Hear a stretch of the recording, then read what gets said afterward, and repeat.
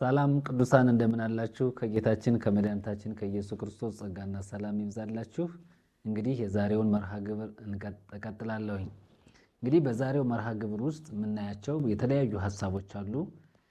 አንደኛ የመጽሐፍ ቅዱስ የተበረዘበትን ዋና ምክንያት ወይም ደግሞ መጽሐፍ ቅዱስ እንዴት እንደተበረዘ የቃላት መበረዝ፣ የቃላት ስህተት፣ ግድፈት ሳይሆን እሆን ተብሎ በዓላማ በአጀንዳ በሰው ሐሳብና ፈቃድ ላይ የተመረኮዘ ስለሆነ መጽሐፍ ቅዱስን የኢትዮጵያ ኦርቶዶክስ ተዋሕዶ ቤተክርስቲያን መበረዟን በደንብ አድርገን እንመለከታለን ማለት ነው። እንግዲህ የመጽሐፍ ቅዱስ መበረዝ የሁሉም ሰው አእምሮ መበረዝ እንደሆነ፣ የመጽሐፍ ቅዱስ መበረዝ የትውልድ አእምሮ መበረዝ፣ የመጽሐፍ ቅዱስ መበረዝ የቤተክርስቲያኒቱን ዋና ውድቀት የሚያሳይ መሆኑን እንመለከታለን ማለት ነው። እንግዲህ የኢትዮጵያ ኦርቶዶክስ ተዋሕዶ ቤተክርስቲያን በብዙ መንገድ የምትታወቅ በብዙ ዘርፍ የታወቀች ቤተክርስቲያን መሆኗን እንግዲህ ሁሉም ማህበረሰብ ያውቃል፣ የቤተክርስቲያኒቱም ሊቃውንት ያውቃሉ። ነገር ግን በመጽሐፍ ቅዱስ ላይ የተፈጸመውን በደል፣ በእግዚአብሔር ላይ ያመፀችውን አመፅ፣ በእግዚአብሔር ላይ አስከፊ የሆነውን ውንጀላ በተመለከተ እንግዲህ መጽሐፍ ቅዱስ ሲበረዝ ይቺ ቤተክርስቲያን መጽሐፍ ቅዱስ ተበረዘ። መጽሐፍ ቅዱስን ሲበረዝ መጽሐፍ ቅዱስ የተበረዘበትን ዓላማ ምክንያት ሳታስቀምጥ በራሷ ፈቃድ አሳትማ ወደ ሕዝብ በማሰራጨት ሕዝቡ ደግሞ የተበረዘውን የመጽሐፍ ቅዱስ ቃል በመቀበል እስካሁን በመላ ኢትዮጵያ ቤተክርስቲያን ውስጥ ብዙ ሰዎች ሲከራከሩ ሲሟገቱ እናያለን፣ እንመለከታለን። እንግዲህ በሮሜ መጽሐፍ ልጀምርና የሮሜ መጽሐፍ ምዕራፍ 8 ላይ ያለውን እሱን በተመለከተ ሐሳብ ላንሳና በ2000 ያሳተመችውን መጽሐፍ ቅዱስ በደንብ አድርገን እንመለከታለን። እንግዲህ በእጅ ላይ የምታዩት ይሄ መጽሐፍ ቅዱስ በኢትዮጵያ ቤተክርስቲያን ውስጥ ያለ ማለት ነው። የኢትዮጵያ መጽሐፍ ቅዱስ ማህበር መጀመሪያ በብራና ሰላም ማተሚያ ቤት ታተመ የሚለውን ይህንን እንመለከታለን። ይህ 66ቱ ኦሪጂናሉ ያልተበረዘው መጽሐፍ ቅዱስ ማለት ነው። ይሄኛው አሁን የምትመለከቱት ማለት ነው። ነገር ግን ይሄ ደግሞ የምትመለከቱት በ2000 የታተመው መጽሐፍ ቅዱስ ነው። ይሄው ቀይ ከለር ያለው ነው። በዚህ መጽሐፍ ውስጥ ላይ ግን የምንመለከታቸው ብዙ ስህተቶች አሉ ማለት ነው። እንግዲህ በዚህ መጽሐፍ ላይ እንግዲህ እንደ መነሻ ሐሳብ የሮሜን መጽሐፍ አንስቼ መናገር እፈልጋለሁ። በሮሜ ምዕራፍ 8 ላይ ያለውን ሐሳብ እንደ መነሻ አድርጌ እናገራለሁኝ። እንግዲህ በሮሜ ምዕራፍ 8 ከቁጥር 26 ጀምሮ ያለውንም ሐሳብ ማየት ስላለብን እንደዚህ ብሎ ይናገራል። ኦሪጂናሉ ያልተበረዘው መጽሐፍ ቅዱስ ማለት ነው። ያልተበረዘው መጽሐፍ ቅዱስ 66ቱ ማለት ነው። 66ቱ መጽሐፍ ቅዱስ ያልተበረዘው መጽሐፍ ቅዱስ ማለት ነው። ምን ብሎ ይናገራል? ስለ መንፈስ ቅዱስ የሚናገረውን ክፍል አንስቼ ከዚያ የክርስቶስን ማማላጅነት በዚያው ሐሳብ እቀጥላለሁ ማለት ነው። እንግዲህ ዋና ዓላማው የመጽሐፍ ቅዱስ መበረዝን በተመለከተ ስለሆነ ይሄ እንግዲህ ስህተት ነው፣ ግድፈት ወይም ደግሞ ካለማወቅ የተነሳ ነው ተብሎ ሳይሆን እሆን ተብሎ የተበረዘ ስለሆነ ማለት ነው። እንግዲህ ሮሜ 8 ቁጥር 26 ላይ እንዲሁም ደግሞ መንፈስ ድካማችንን ያግዛል፣ እንዴት እንድንጸልይ እንደሚገባን አናውቅምና፣ ነገር ግን መንፈስ ራሱ በማይነገር መቃተት ይማልድልናል፣ ልብንም የሚመረምረው የመንፈስ ሐሳብ ምን እንደሆነ ያውቃል፣ እንደ እግዚአብሔር ፈቃድ ስለ ቅዱሳን ይማልዳልና ይላል። እንግዲህ እዚህ ጋር ስንመጣ ሁለት ነገሮች ላይ ስናጠነጥን ቁጥር 26 ቁጥር 27 ላይ ስንመጣ እንዲሁም ደግሞ መንፈስ ድካማችንን ያግዛል ይልና እንዴት እንድንጸልይ እንደሚገባን አናውቅምና፣ ነገር ግን መንፈስ ራሱ በማይነገር መቃተት ይማልድልናል፣ ልብንም የሚመረምረው የመንፈስ ሐሳብ ምን እንደሆነ ያውቃል፣ እንደ እግዚአብሔር ፈቃድ ስለ ቅዱሳን ይማልዳልና ነው የሚለው። እንግዲህ ኦሪጂናሉ ያልተበረዘው 66ቱ መጽሐፍ ቅዱስ ላይ ምን ብሎ ነው የሚናገረው? በማይነገር መቃተት ይማልድልናል ይልና እንደ እግዚአብሔር ፈቃድ ስለ ቅዱሳን ይማልዳልና ብሎ የተናገረውን ቃል በዚህ በሁለት ሹትሙ ላይ ደግሞ ስንመጣ ምንድነው የሚለው ይማልድልናል የሚለውን ሐሳብ በ2000 እትም ላይ ስንመለከተው ምን ብሎ ይናገራል የሚለውን ሐሳብ ልምጣበት። እዚህም ጋር ቁጥር 26 እና 27 ላይ ስንመጣ ምን ብሎ ይናገራል? መንፈስ ቅዱስም ከድካማችን ይረዳናል ይላል። እንግዲያስ ተስፋችንን ካላወቅን ጸሎታችን ምንድን ነው ይላል። እንዲህ አይነት አሁን የቃላት ጥያቄ የለውም። እዚያ ጋር ስንመጣ እንዴት እንድንጸልይ እንደሚገባን አናውቅምና ይላል። ነገር ግን መንፈስ ራሱ በማይነገር መቃተት ይማልድልናል ለሚለው የ2000 እትሙ ደግሞ ምን ብሎ ይናገራል? እንግዲያስ ተስፋችንን ካላወቅን ጸሎታችን ምንድን ነው?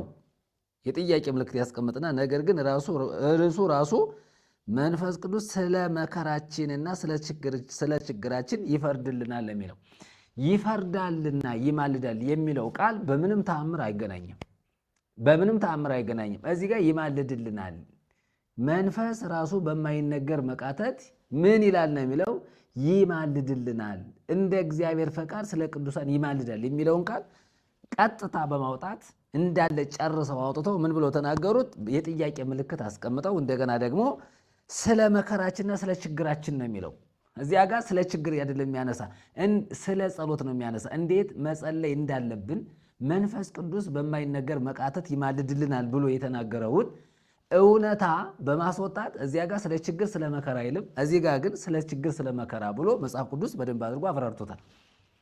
የ2000 እትም መጽሐፍ ቅዱስ ተበርዟል፣ የ2000 እትም መጽሐፍ ቅዱስ ተበክሏል ብለን እንደ ተሐድሶ ስንናገር ማንም ሊሰማን አልቻለም። ነገር ግን ዛሬም ቢሆን የተሐድሶ ሰዎች ይህንን በተመለከተ በብዙ መንገድ መጽሐፍ ቅዱስ የተበረዘ መሆኑን ቤተ ክርስቲያኒቱ የተበረዘውን መጽሐፍ ቅዱስ ወደ ቀደመ ክቡር መመለስ አለባት የሚል ሙግት በተለያየ ጊዜ ይነሳል። አሁን እዚህ ጋር ስለ መከራችን ስለ ችግራችን የሚለው ሐሳብ እዚህ ኦሪጂናሉ መጽሐፍ ቅዱስ ላይ 66ቱ ላይ የለም። መንፈስ በድካማችን ነው ድካም ነው የሚለው ድካም ብሎ ይናገራል እንጂ ችግር መከራ ብሎ አይናገርም። እንግዲህ ይህንን ለምን እንዳመጡት ሲጠየቁ መልስ የላቸውም። አሁን የኢትዮጵያ ኦርቶዶክስ ተዋሕዶ ቤተክርስቲያን በእግዚአብሔር ቃል ላይ ማመፅ ለምን አስፈለጋት? የኢትዮጵያ የመጽሐፍ ቅዱስ ማህበር እንዲህ ያለ የቃላት ስህተት የቃላት ውሸት ሲጨመር በመጽሐፍ ቅዱስ ላይ እንዲህ አይነት ውሸት ሲነገር ይሄ ማህበር ይህንን ነገር ቆም ብሎ መመርመር መፈተሽ ነበረበት፣ መከላከል ነበረበት። አላደረገም። እንግዲህ በዚህ በመጽሐፍ ቅዱሳችን ላይ ስንመጣ ይሄ ኦሪጂናሉ መጽሐፍ ቅዱስ ነው። ይሄ ስለ መከራ ስለ ችግር ብሎ አይናገርም። ስለ መከራችን ስለ ችግራችን መንፈስ ቅዱስ ይፈርድልናል ብሎ አይልም። ይፈርድልናል እና ይማልዳል የሚለው በምንም ተአምር በቃላት በምስጢር በአፈታት በስነ አፈታት አይገናኝም። ስለዚህ የኢትዮጵያ ቤተክርስቲያን በእግዚአብሔር ላይ በራሱ በእግዚአብሔር ቃል እስትንፋሰ እግዚአብሔር በሆነው በመጽሐፍ ቅዱስ ላይ ትክክለኛ ያልሆነ ትምህርት እያስተማረች እንደሆነ ግልጽና ግልጽ ነው። ስለዚህ አሁን ባነበብኩት ክፍል ይማልድልናል እንደገና ደግሞ ይማልዳልና የሚል ሁለት ቃላቶች ዋና ዋና ነገሮች ተናግረዋል። እንግዲህ መንፈስ እንዴት መጸለይ እንዳለብን መንፈስ ቅዱስ ራሱ በውስጣችን ሆኖ የሚቃትት የሚማልድ መሆኑን መንፈስ ቅዱስ ራሱ ማላጅ መሆኑን እንዴት መጸለይ አናውቅም፣ ግን ወደ እግዚአብሔር በጸሎት በምንቀርብበት ጊዜ ራሱ መንፈስ ቅዱስ እንዴት መጸለይ እንዳለብን የሚመራን የሚነግረን የሚያሳውቀን አቅጣጫ የሚያሳየን ሐሳብ የሚያፈልቅ እንደ እግዚአብሔር ሐሳብ የሆነውን ነገር የሚነግረን አጥፍተን ከሆነ የሚወቅሰን አጥፍተን ከሆነ ደግሞ እንደገና የሚገስጸን የሚመክረን መሆኑን በውስጣችን ከድካም የሚያግዘንና የሚያበረታን መሆኑን ግልጽ ነው። በዚህኛው መጽሐፍ ላይ ግን መንፈስ ቅዱስ ይፈርዳል የሚለው ስለ ችግራችንና ስለ መከራችን ነው። ይሄ በምንም ተአምር አይገናኝም። አሁን ስለ ችግር አይደለም ስለ ችግር ሳይሆን ስለ ጸሎት ነው ኮንቴክስቱ አውዱ እየተናገረ ያለው እንጂ ስለ ፍርድና ስለ ችግር አይደለም።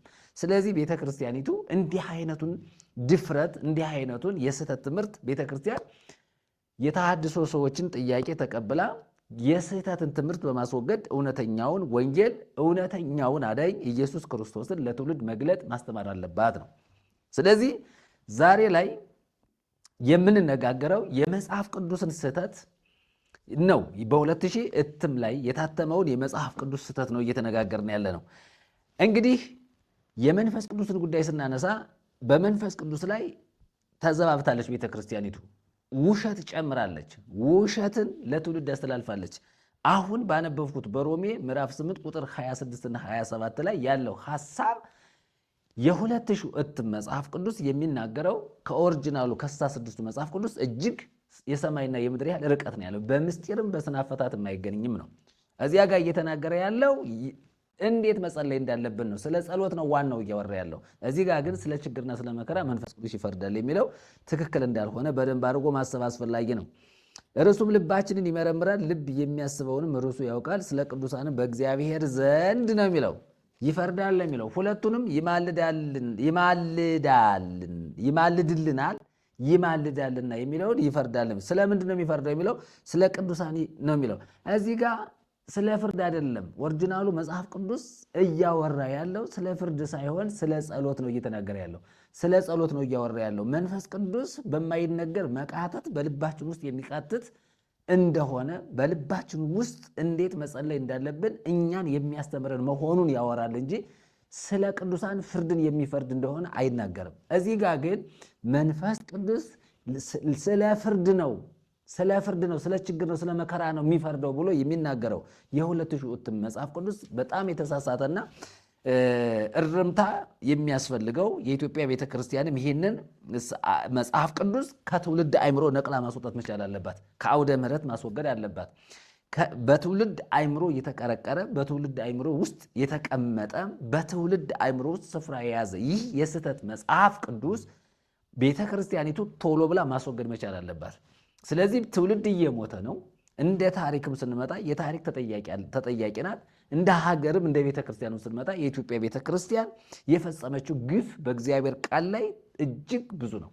ስለዚህ አንደኛ መጽሐፍ ቅዱስን ያለ አውዱ በመተርጎም ያለ አውዱ በመጽሐፍ ያለ አውዱ ሌላ ቃላት በመተካት ያለ አውዱ ሌላ ሐሳብ አምጥቶ በመጨመር ሕዝብን የማደናገር ስራ ሰርታለች ነው። ስለዚህ በሮሜ ምዕራፍ 8 ቁጥር 26 እና 27ን በተመለከተ የኢትዮጵያ ቤተክርስቲያን የወሰደችው እርምጃ ስህተት ነው፣ ወንጀል ነው። በእግዚአብሔር ቃል ላይ አምጻለች፣ እግዚአብሔርን ተዳፍራለች። በልዑል እግዚአብሔር ላይ መዘባበት ነው። እስትንፋስ እግዚአብሔር የሆነውን ይህንን የእግዚአብሔር ቃል እንደ ተራ ነገር ቆጥራ ያለ ፍርሃት ያለ ሰቀቀን እንዲህ አይነት ድፍረት ስትፈጽም ዝም ብሎ ማየት ተገቢ እንዳልሆነ እኔም የበኩልን ይናገራለሁ ማለት ነው። ስለዚህ የዛሬው አጀንዳዬ የኢትዮጵያ ቤተክርስቲያን ወደ ቀደመ ክብሩ መጽሐፍ ቅዱስን መመለስ አለባት ነው። የቀደመ ክብሩን መጽሐፍ ቅዱስ በኦርቶዶክስ ቤተክርስቲያን ውስጥ ማግኘት አለበት። የቤተክርስቲያኒቱ ሊቃውንት፣ የቤተክርስቲያኒቱ ጳጳሳት፣ የቤተክርስቲያኒቱ ካህናት፣ ዲያቆናት፣ የቤተክርስቲያኒቱ አገልጋዮች እንደገናም ደግሞ የቤተክርስቲያኒቱ ኮሌጆች በአጠቃላይ እንዲህ አይነቱን ትምህርት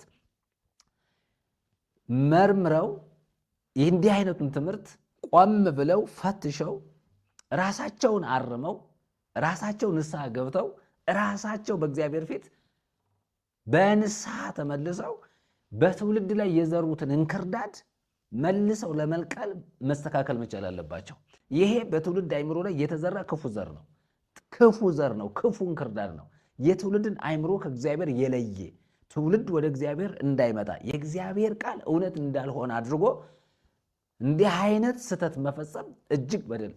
ስለዚህ የኢትዮጵያ ቤተክርስቲያን አገልጋዮች ይህንን በትውልድ አእምሮ ላይ የተዘራውን ለዘመናትና ለዓመታት ብዙ ዓመት አስቆጥሯል። ይሄ መጽሐፍ ቅዱስ ከታተመበት ሰዓት ጀምሮ ረቂቁም ሲወጣ ሲታተምም ጀምሮ ከስካሁን ባለበት ዘመን የብዙ ሰዎችን አእምሮ ተቆጣጥሯል።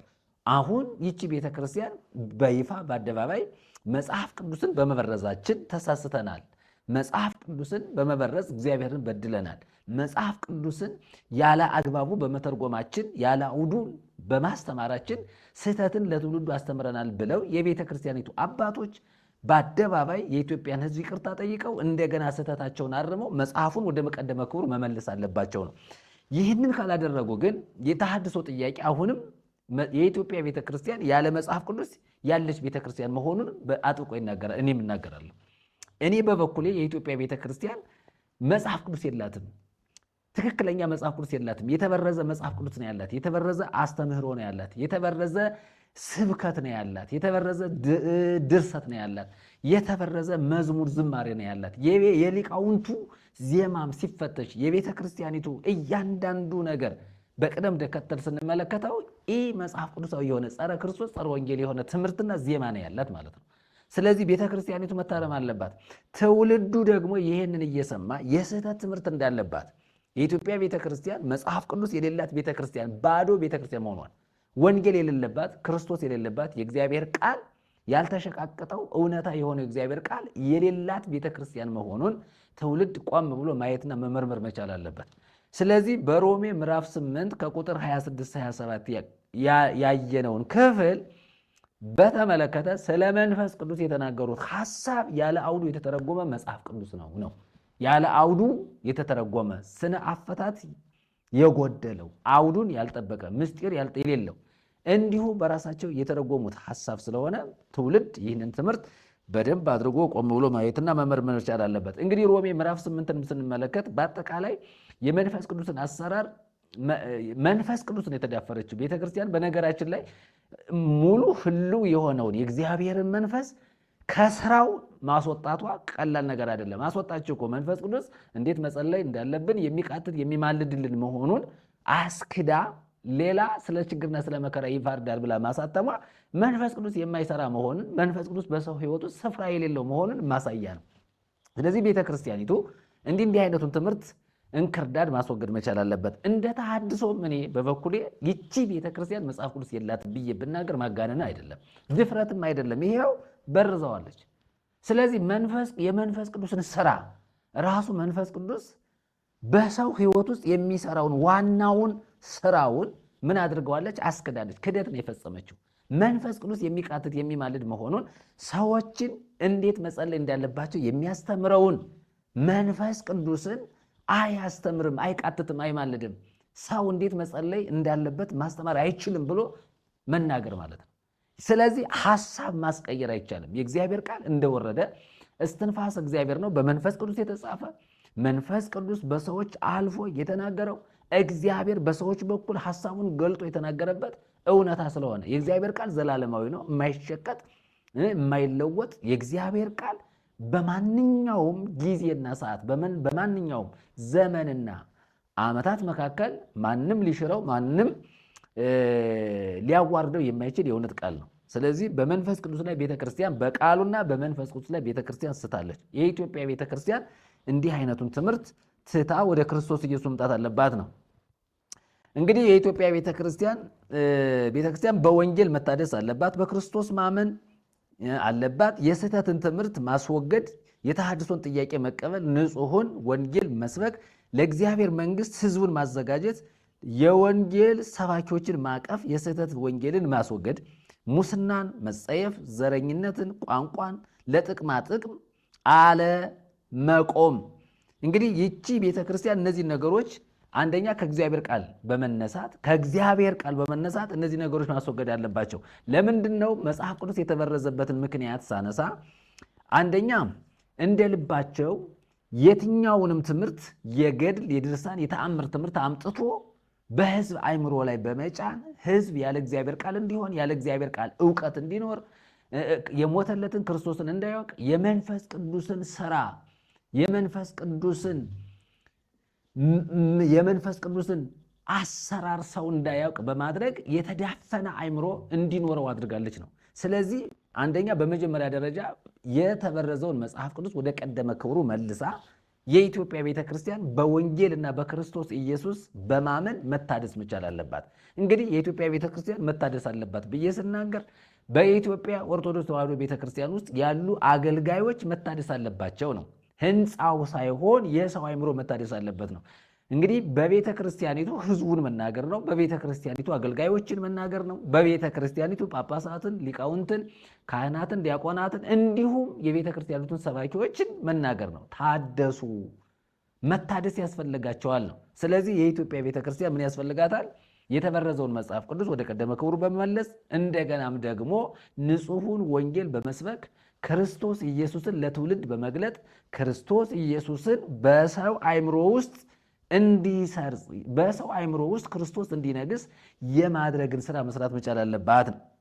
እንግዲህ የስህተትን ትምህርት ብዬ ስናገር አንዱ የስህተት ትምህርት መጽሐፍ ቅዱስን መበረዝ ነው። አንዱ የስህተት ትምህርት የተበረዘ መጽሐፍ ቅዱስ የተበረዘ የእግዚአብሔርን ቃል እነሱ በረዙት እንጂ ቃሉ ሕያው ነው፣ ዘላለማዊ ነው። ነገር ግን እነሱ በተጣመመ አተረጓጎምና በተጣመመ ስልት በሰው አእምሮ የተናገሩት ነገር መታረም መቻል አለበት። እንግዲህ የስህተት ትምህርት ከምንድን ነው የተነሱት? መጽሐፍ ቅዱስን ከመበረዝ ጀምሮ ከመጽሐፍ ቅዱስ ውጭ የሆነውን ትምህርት በሰው አእምሮ ተቀበሉ።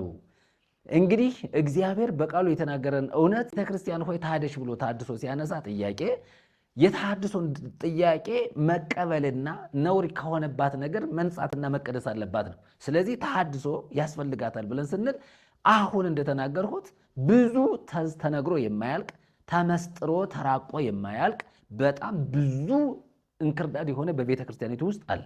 እንግዲህ የስህተት ትምህርት አለ፣ ገድል የሚባል ነገር አለ፣ ድርሳን አለ፣ ተአምር አለ፣ ጸዋትወ ዜማ የምንላቸው እንግዲህ ቅዱስ ያሬድ ደረሰው የተባለው የዜማ መጽሐፍ ራሱ ወይም ደግሞ ድጓም ብናነሳ እንግዲህ እያንዳንዱን ነገር ስንፈትሽ ከእግዚአብሔር ሐሳብ ጋር አብሮ የማይሄድ የትኛውም ዜማ ሊሆን ይችላል፣ የትኛውም ገድል ድርሳን ተአምር ሊሆን ይችላል።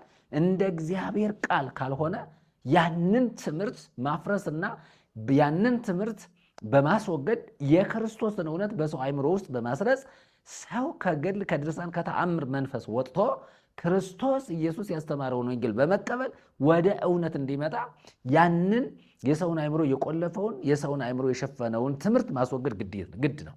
ስለዚህ መጽሐፍ ቅዱሳችን የሚናገረንን እውነታ ይዘን መሄድ ያለብን ነው። ሌላው ንጹሕን ወንጌል መስበክ ማለት ያልተበረዘ ያልተቀላቀለ ማለት ንጹሕ ወንጌል ማለት ክርስቶስ እንደተሰበከው ሐዋርያቱ እንደሰበኩት ከሐዋርያት ቀጥለው የተነሱ አባቶች የክርስቶስ ኢየሱስን ሞቱን፣ ትንሣኤውን፣ ዳግም ምጽአቱን ክርስቶስ በወንጌል ያስተማረውን ትምህርት ማስተማር ነው። እንግዲህ በወንጌል ምን አስተማረ ክርስቶስ ብለን ስንል ክርስቶስ በወንጌል ያስተማረው ትምህርት እንደ ዋና የሚነገረው ስለ ዘላለም ሕይወት ነው። ወንጌል የሚያወራው ስለ ዘላለም ሕይወት ነው። ወንጌል የሚያወራው ስለ ክርስቶስ ኢየሱስ ነው። ወንጌል የሚያወራው ክርስቶስ ስለሰራው ተአምራትና ድንቅ ነው።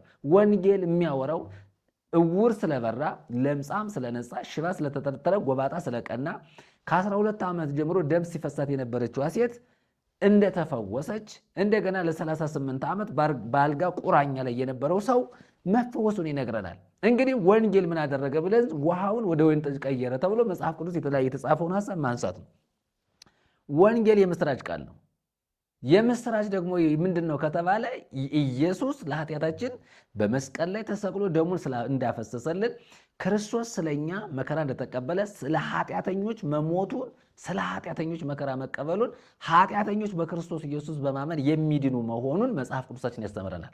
ወንጌል የምስራች ቃል ነው ብለን ስንናገር ክርስቶስ ስለኛ ኃጢአት መሞቱን፣ መገረፉን፣ መድቀቁን፣ መከራ መቀበሉን፣ በርሱ ቁስል መፈወሳችንን፣ መድኃናችንን፣ መጽደቃችንን፣ ሕይወት ማግኘታችንን፣ ከእግዚአብሔር ጋር መታረቃችንን፣ በእኛና በእግዚአብሔር መካከል የነበረው የጥል ግድግዳ መወገዱን ይነግረናል። እንግዲህ ጌታችን ኢየሱስ ክርስቶስ በተሰቀለ ጊዜ ብዙ ታምራትና ድንቅ ሆኗል። ፀሐይ ጨልማለች፣ ከዋክብት ረግፈዋል፣ ጨረቃ ወደ ደም ተቀይራለች፣ ሙታን ተነስተዋል፣ የቤተ መቅደስ መጋረጃ ከላይ እስከታች ተታትሯል። ስለዚህ ያ የቤተ መቅደሱ መጋረጃ የኃጢአት ምልክት ነው። ሰውን ከእግዚአብሔር የለየ ማለት ነው። ሰውና እግዚአብሔር እንዳይገናኝ ጋርዶ የነበረ ሰውና እግዚአብሔር እንዳይገናኝ መካከለኛ ሆኖ ቆሞ የነበረ ያ ኃጢአት ተወገደልን። እንግዲህ የምስራችሁ ምንድን ነው? ክርስቶስ ለኃጢአታችሁ ሞቶላችኋል፣ ክርስቶስን አምናችሁ ዳኑ ነው። እንግዲህ ወንጌል የሚነግረን በዮሐንስ ወንጌል ምዕራፍ 3 ከቁጥር 16 ላይ ዘየአምን በወልድ በሕይወት ዘላለም በእርሱ የሚያምን የዘላለም ሕይወት እንዲኖረው እንጂ እንዳይጠፋ እግዚአብሔር አንድያ ልጁን እስኪሰጥ ድረስ ዓለሙን እንዲሁ ወዷልና ነው የሚለው። ስለዚህ ወንጌል የሚያስተምረን ስለ መዳን ነው። ወንጌል የሚያስተምረን ስለ ጽድቅ ነው። ወንጌል የሚያስተምረን ስለ ኃጢአት ስርየት ነው። ወንጌል የሚያስተምረን ስለ እግዚአብሔር መንግሥት ነው። ወንጌል የሚያስተምረን ክርስቶስ በስጋው ወራት በዚህ ምድር በነበረበት ዘመን ብዙ ታምራትና ድንቅን እንዳደረገ፣ ብዙዎች እንደተፈወሱ፣ ብዙዎች እንደዳኑ በነፍስም በስጋም ይናገራል።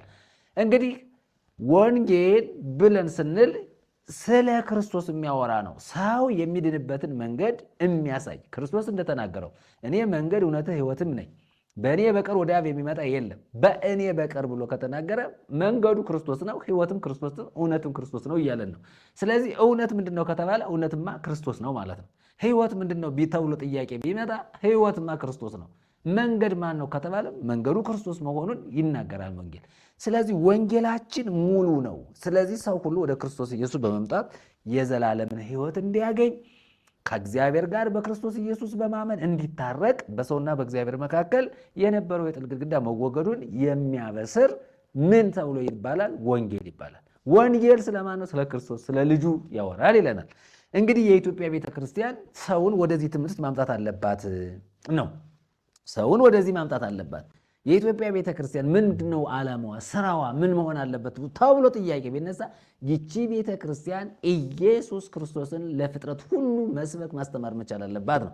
እንግዲህ ቅድም እንደተናገርኩት በመንፈስ ቅዱስ ጉዳይ ላይ ስንመጣ መንፈስ ቅዱስ ሰሪ አይደለም። በኦርቶዶክስ ቤተክርስቲያን ውስጥ መንፈስ ቅዱስ የሚናገር አይደለም። መንፈስ ቅዱስ የሚገስጽ አይደለም። መንፈስ ቅዱስ በሰው ልብ ውስጥ አድሮ የሚሰራ አለመሆኑን ቤተክርስቲያኒቱ ይፋ አሳይታለች። በምን? በጻፈችው መጽሐፍ ቅዱስ። ስለዚህ መንፈስ ቅዱስ እንዴት እንድንጸልይ እንዴት መጸለይ እንዳለብን የሚያግዘን የሚረዳን የሚቃትት መሆኑን ቤተክርስቲያኒቱ አስተታዋለች ትውልዱን ማለት ነው። ስለዚህ ቤተክርስቲያን በመጽሐፍ ቅዱስ ላይ አንደኛ በመጽሐፍ ቅዱስ ላይ ያደረገችው ወንጀል ስህተት ነው። ሁለተኛ መንፈስ ቅዱስ ሰሪ አይደለም። መንፈስ ቅዱስ የማይሰራ አድርጋ ማሳየቷ በራሱ ትክክል አይደለችም ነው። ስለዚህ እዚህ ጋር ስትናገር ይፈርዳል ነው ያለችው። ይማልድልናል፣ ይማልዳልና የሚለውን ቃል ይፈርዳል ብላ ስለ መከራችን ስለ ችግራችን ብለን ያስቀመጠችው ይሄ ማለት አውዱን የሳተ የመጽሐፍ ቅዱስ ትርጉም መሆኑን የኢትዮጵያ ቤተክርስቲያን ሊቃውንት ሊያዩት ሊያውቁት ይገባል። ሁለተኛ ማነሳው የኢትዮጵያ ቤተክርስቲያን ለኢየሱስ ክርስቶስና ለወንጌሉ ትኩረት በመስጠት ትውልዱን ወደ ወንጌል በማምጣት ወንጌልን መስማት እንዳለበት ማስተማር አለበች ነው። ትኩረት አልሰጠችም። ወንጌል ለወንጌል ቤተክርስቲያን ትኩረት አልሰጠችም። ለኢየሱስ ክርስቶስ ትኩረት አልሰጠችም። ቤተክርስቲያን ትኩረት የምትሰጠው ለገድል ለድርሳን ለተአምር እንጂ ኢየሱስ የሚያድን መሆኑን፣ ኢየሱስ ለመዳን በቂ መሆኑን፣ ኢየሱስ ለመጽደቅ በቂ መሆኑን፣ ኢየሱስ ክርስቶስ ለዘላለም ሕይወት በቂ መሆኑን፣ ኢየሱስ ክርስቶስ ለኃጢአት ስርየት በቂ መሆኑን ቤተክርስቲያን ትኩረት ሰጥታ አላስተማረችም። እንግዲህ በሁለተኛ ሐሳቤ ላይ የማንጸባርቀው የምናገረው የኢትዮጵያ ቤተክርስቲያን ከነ ሊቃውንቶቿ ከነ ጳጳሳቷ ከነ አገልጋዮቿ ለኢየሱስ ክርስቶስ ትኩረት አልሰጠችም ነው። ትኩረት አልሰጠችም። ኢየሱስ በኢትዮጵያ ቤተክርስቲያን ስፍራ የለውም፣ ቦታ የለውም። ኢየሱስ በኢትዮጵያ ቤተክርስቲያን ላይ ምንም አይነት ህልውና የለውም። ለምን ከተባለ ስፍራውን የተቆጣጠረው አውደ ምሕረቱን ብንል ቅኔ ማሕሌቱን ብንል መቅደሱን ብንል በየአደባባዩ በየገዳማቱ በየተራራው በየሸለቆው የሚሰበከው ስብከት የሚዜመው ዜማ የሚጮኸው የሊቃውንቱ ዜማ የሊቃውንቱ አገልግሎት እንደገናም ደግሞ የወንጌል ሰባኪዎች ተብለው የተመደቡ ሰዎች ስብከታቸው ክርስቶስ ላይ ትኩረት ያደረገ ሳይሆን በየቀኑ በሚተረክ በፍጡር ታሪክ ላይ የተመረኮዘና ፍጡርን በየአደባባዩ የሚያቀነቅኑ መሆናቸውን ግልጽና ግልጽ ነው። ስለዚህ ሁለተኛ ሐሳቤ ላይ ስመጣ ለኢትዮጵያ ቤተክርስቲያን ያለኝ መልእክት ሌሎችን ትተሽ ኢየሱስ ላይ ትኩረት አድርጊ፣ ሌሎችን ገለል አድርገሽ ዋናውን ክርስቶስን ተከታይ፣ በክርስቶስ አምነሽ ዳኝ፣ በክርስቶስ ተፈወሽ ነው። ስለዚህ ለኢየሱስ ክርስቶስ ትኩረት መስጠት አለባት፣ ለቃሉ ትኩረት መስጠት አለባት።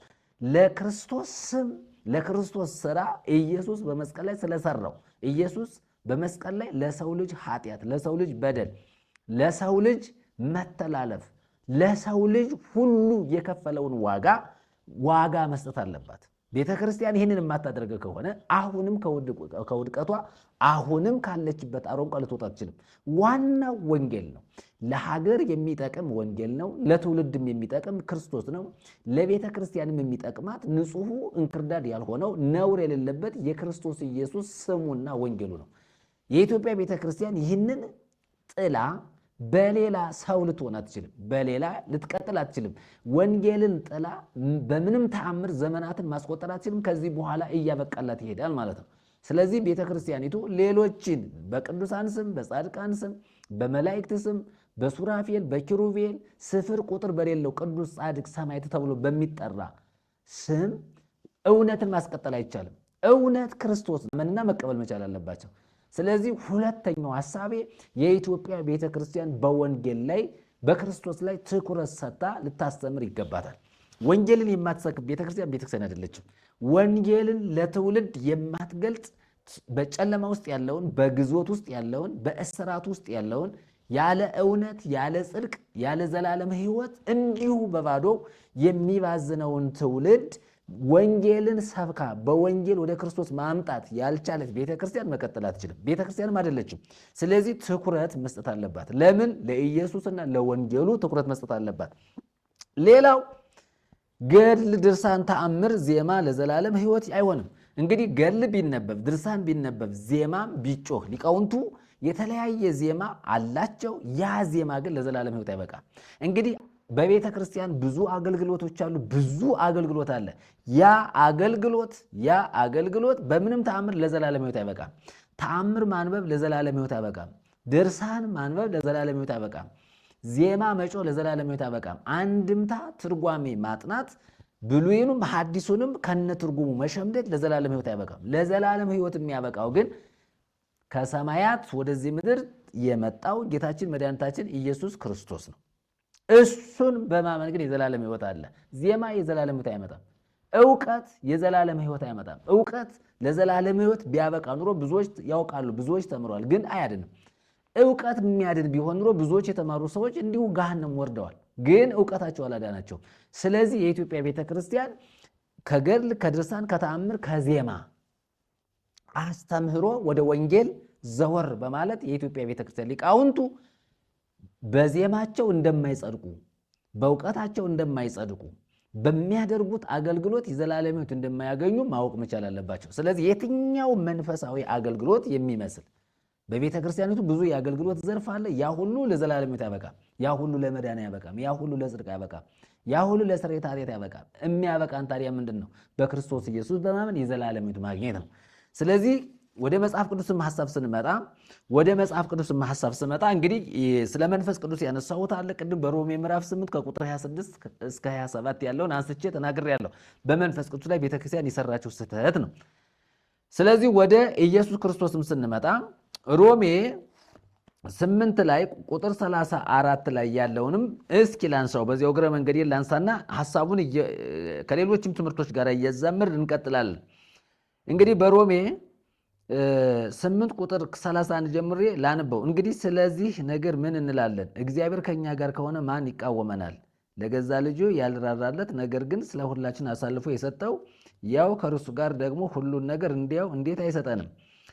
እግዚአብሔር የመረጣቸውን ማን ይከሳቸዋል? የሚያጸድቅ እግዚአብሔር ነው። የሚኮንንስ ማን ነው?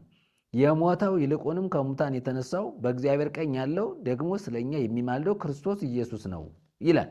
አሁን ይሄ እንግዲህ የሚያጸድቅ እግዚአብሔር ነው። የሚኮንንስ ማን ነው?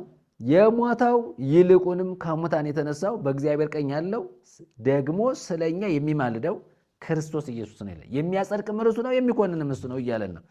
ስለዚህ በእግዚአብሔር ቀኝ ያለው የሚያጸድቅ የሚኮንን ራሱ ኢየሱስ ክርስቶስ መሆኑን ስለኛ የሚማልደው ነው የሚል ይሄ ትክክለኛው ኦሪጂናሉ መጽሐፍ ቅዱስ 66 ማለት ነው። ይሄ መጽሐፍ ቅዱስ የሚናገረው ኢየሱስ ክርስቶስ የሚማልድ መሆኑን የሚያጸድቅ የሚኮንንም እርሱ መሆኑን ግልጽ አድርጎ ይናገራል። እንግዲህ በሮሜ ምዕራፍ 8 ቁጥር 31 ጀምሬ ያለውንም ክፍል ሳነብ በዚህ በሁለት ሹትም ላይ እንደዚህ ይላል። እንግዲህ ስለዚህ ምን እንላለን? እግዚአብሔር ከኛ ጋር ከሆነ ማን ይችለናል ይላል። ለልጁ ስንኳ አልራራም፣ ስለ ሁላችን ቤዛ አድርጎ አሳልፎ የሰጠው እንጂ እንግዲህ እርሱ ሁሉን እንዴት አይሰጠንም? እንግዲህ እርሱ ራሱ ካጸደቀ እግዚአብሔር የመረጣቸውን ሰዎች የሚቃወማቸው ማን ነው? የሚፈርድስ ማን ነው? የሞተው ይልቁንም ከሙታን ተለይቶ የተነሳው በእግዚአብሔር ቀኝ የተቀመጠው ስለኛ የሚፈርደው ይላል። ኢየሱስ ክርስቶስ ነው። ክርስቶስ ኢየሱስ ነው የሚለው እዚያ ጋር ክርስቶስ ኢየሱስ ነው የሚለው። ስለኛ የሚማልደው ክርስቶስ ኢየሱስ ነው የሚለው። እዚህ ጋር ስንመጣ ግን ምን ብሎ ነው የሚናገረው? ቁጥር 34 ላይ የሚፈርድስ ማን ነው? የሞተው ይልቁንም ከሙታን ተለይቶ የተነሳው በእግዚአብሔር ቀኝ የተቀመጠው ደግሞ ስለኛ የሚፈርደው ኢየሱስ ክርስቶስ ነው ይላል። ስለ እኛ ምንድን ነው የሚለው? የሚፈርደው። እዚያ ጋር ምንድን ነው ስለሚለው? የሚያጸድቅ የሚኮንን ክርስቶስ ኢየሱስ ነው ብሎ ነው የተናገረው። ስለኛ የሚባልደው ክርስቶስ ኢየሱስ ነው። አሁን የሚማልደው ማን ነው? ክርስቶስ ኢየሱስ ነው። የሚያጸድቀው ማን ነው? ክርስቶስ ኢየሱስ ነው። የሚኮንነው ማን ነው? ክርስቶስ ኢየሱስ ነው። እዚህ ጋር በ2000 እትም ላይ ስንመጣ ግን የሚፈርደው ማን ነው? ክርስቶስ ኢየሱስ ነው። እሺ የሚያጸድቀውስ ማን ነው? ማን ነው ብለን ብንጠይቅ ማግኘት የምንችላቸው ብዙ ነገሮች አሉ፣ ብዙ ነጥቦች አሉ። የሚፈርድስ ማን ነው? የሞተው ይልቁን ከሙታን ተለይቶ የነሳው በእግዚአብሔር ቀኝ የተቀመጠው ደግሞ ስለኛ የሚፈርደው ኢየሱስ ክርስቶስ ነው። ስለኛ የሚፈርደው ነው የሚለው፣ ስለኛ የሚፈርደው። አሁን ስለ ፍርድ አይደለም መጽሐፍ ቅዱስ እያወራ ያለው፣ ስለ ፍርድ ሳይሆን ስለ ምልጃ ነው እየተናገረ ያለው። ስለኛ የሚማልደው ክርስቶስ ኢየሱስ ነው ያለው። የሚያጸድቅም እሱ ነው፣ የሚኮንንም እሱ ነው ያለው። ታዲያ የኢትዮጵያ ቤተክርስቲያን ይህንን ለምን ቀየረች ነው? ለምን ቀየረች? ለምን ሸቀጠችው? ለምንድን ነው ያንን ስለኛ የሚማልደው ክርስቶስ ኢየሱስ ነው ብላ ያልተቀበለችው? ለምንድን ነው? ይህንን ጥያቄ በምንጠይቅበት ጊዜ በምናነሳ ጊዜ ግን ምንም አይነት መልስ የላቸው። ለምን አስፈለገ? ምን የተሻለ ትርጉም ለማምጣት ነው? ምን የተሻለ ምስጢር ለማምጣት ነው? ምን የተሰወረ ነገር ነበር? ይህንን እንዲህ ብሎ ለመተርጎም ያስቻላቸው ነገር ምንድን ነው ተብሎ ቢጠየቁ ምንም አይነት ነገር የላቸው። ነገር ግን ዝቅ ብሎ መጽሐፉ ሲናገር ምን ብሎ ይናገራል? እታች ያለውን ነገር ስንመለከት ሌላ ነገር በግሪኩ የሚማልደው ይላል። ግሪኩ የሚማልደው ካለ መጽሐፍ ቅዱስ በግሪኩ ይማልዳል፣ ስለኛ የሚማልደው ክርስቶስ ኢየሱስ ነው ካለ ቤተክርስቲያኒቱ ለምንድን ነው ይፈርዳል ስለኛ የሚፈርደው ብላ የተናገረችው?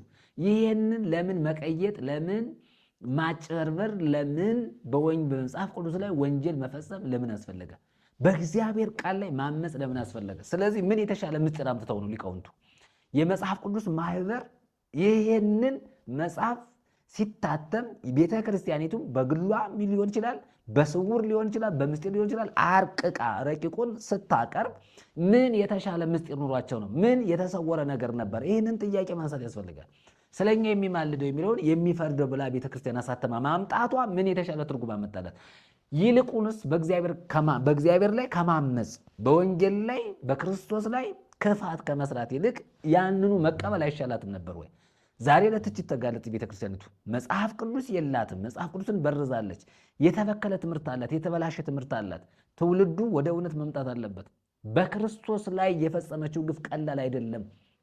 ስለዚህ ቤተክርስቲያኒቱ መስተካከል መቻል አለባት ነው። ስለዚህ የኢትዮጵያ ቤተክርስቲያን በመጽሐፍ ቅዱስ ላይ ያደረገችው ስህተት፣ የፈጸመችው ስህተት ቀላል የሚባል ነገር አይደለም።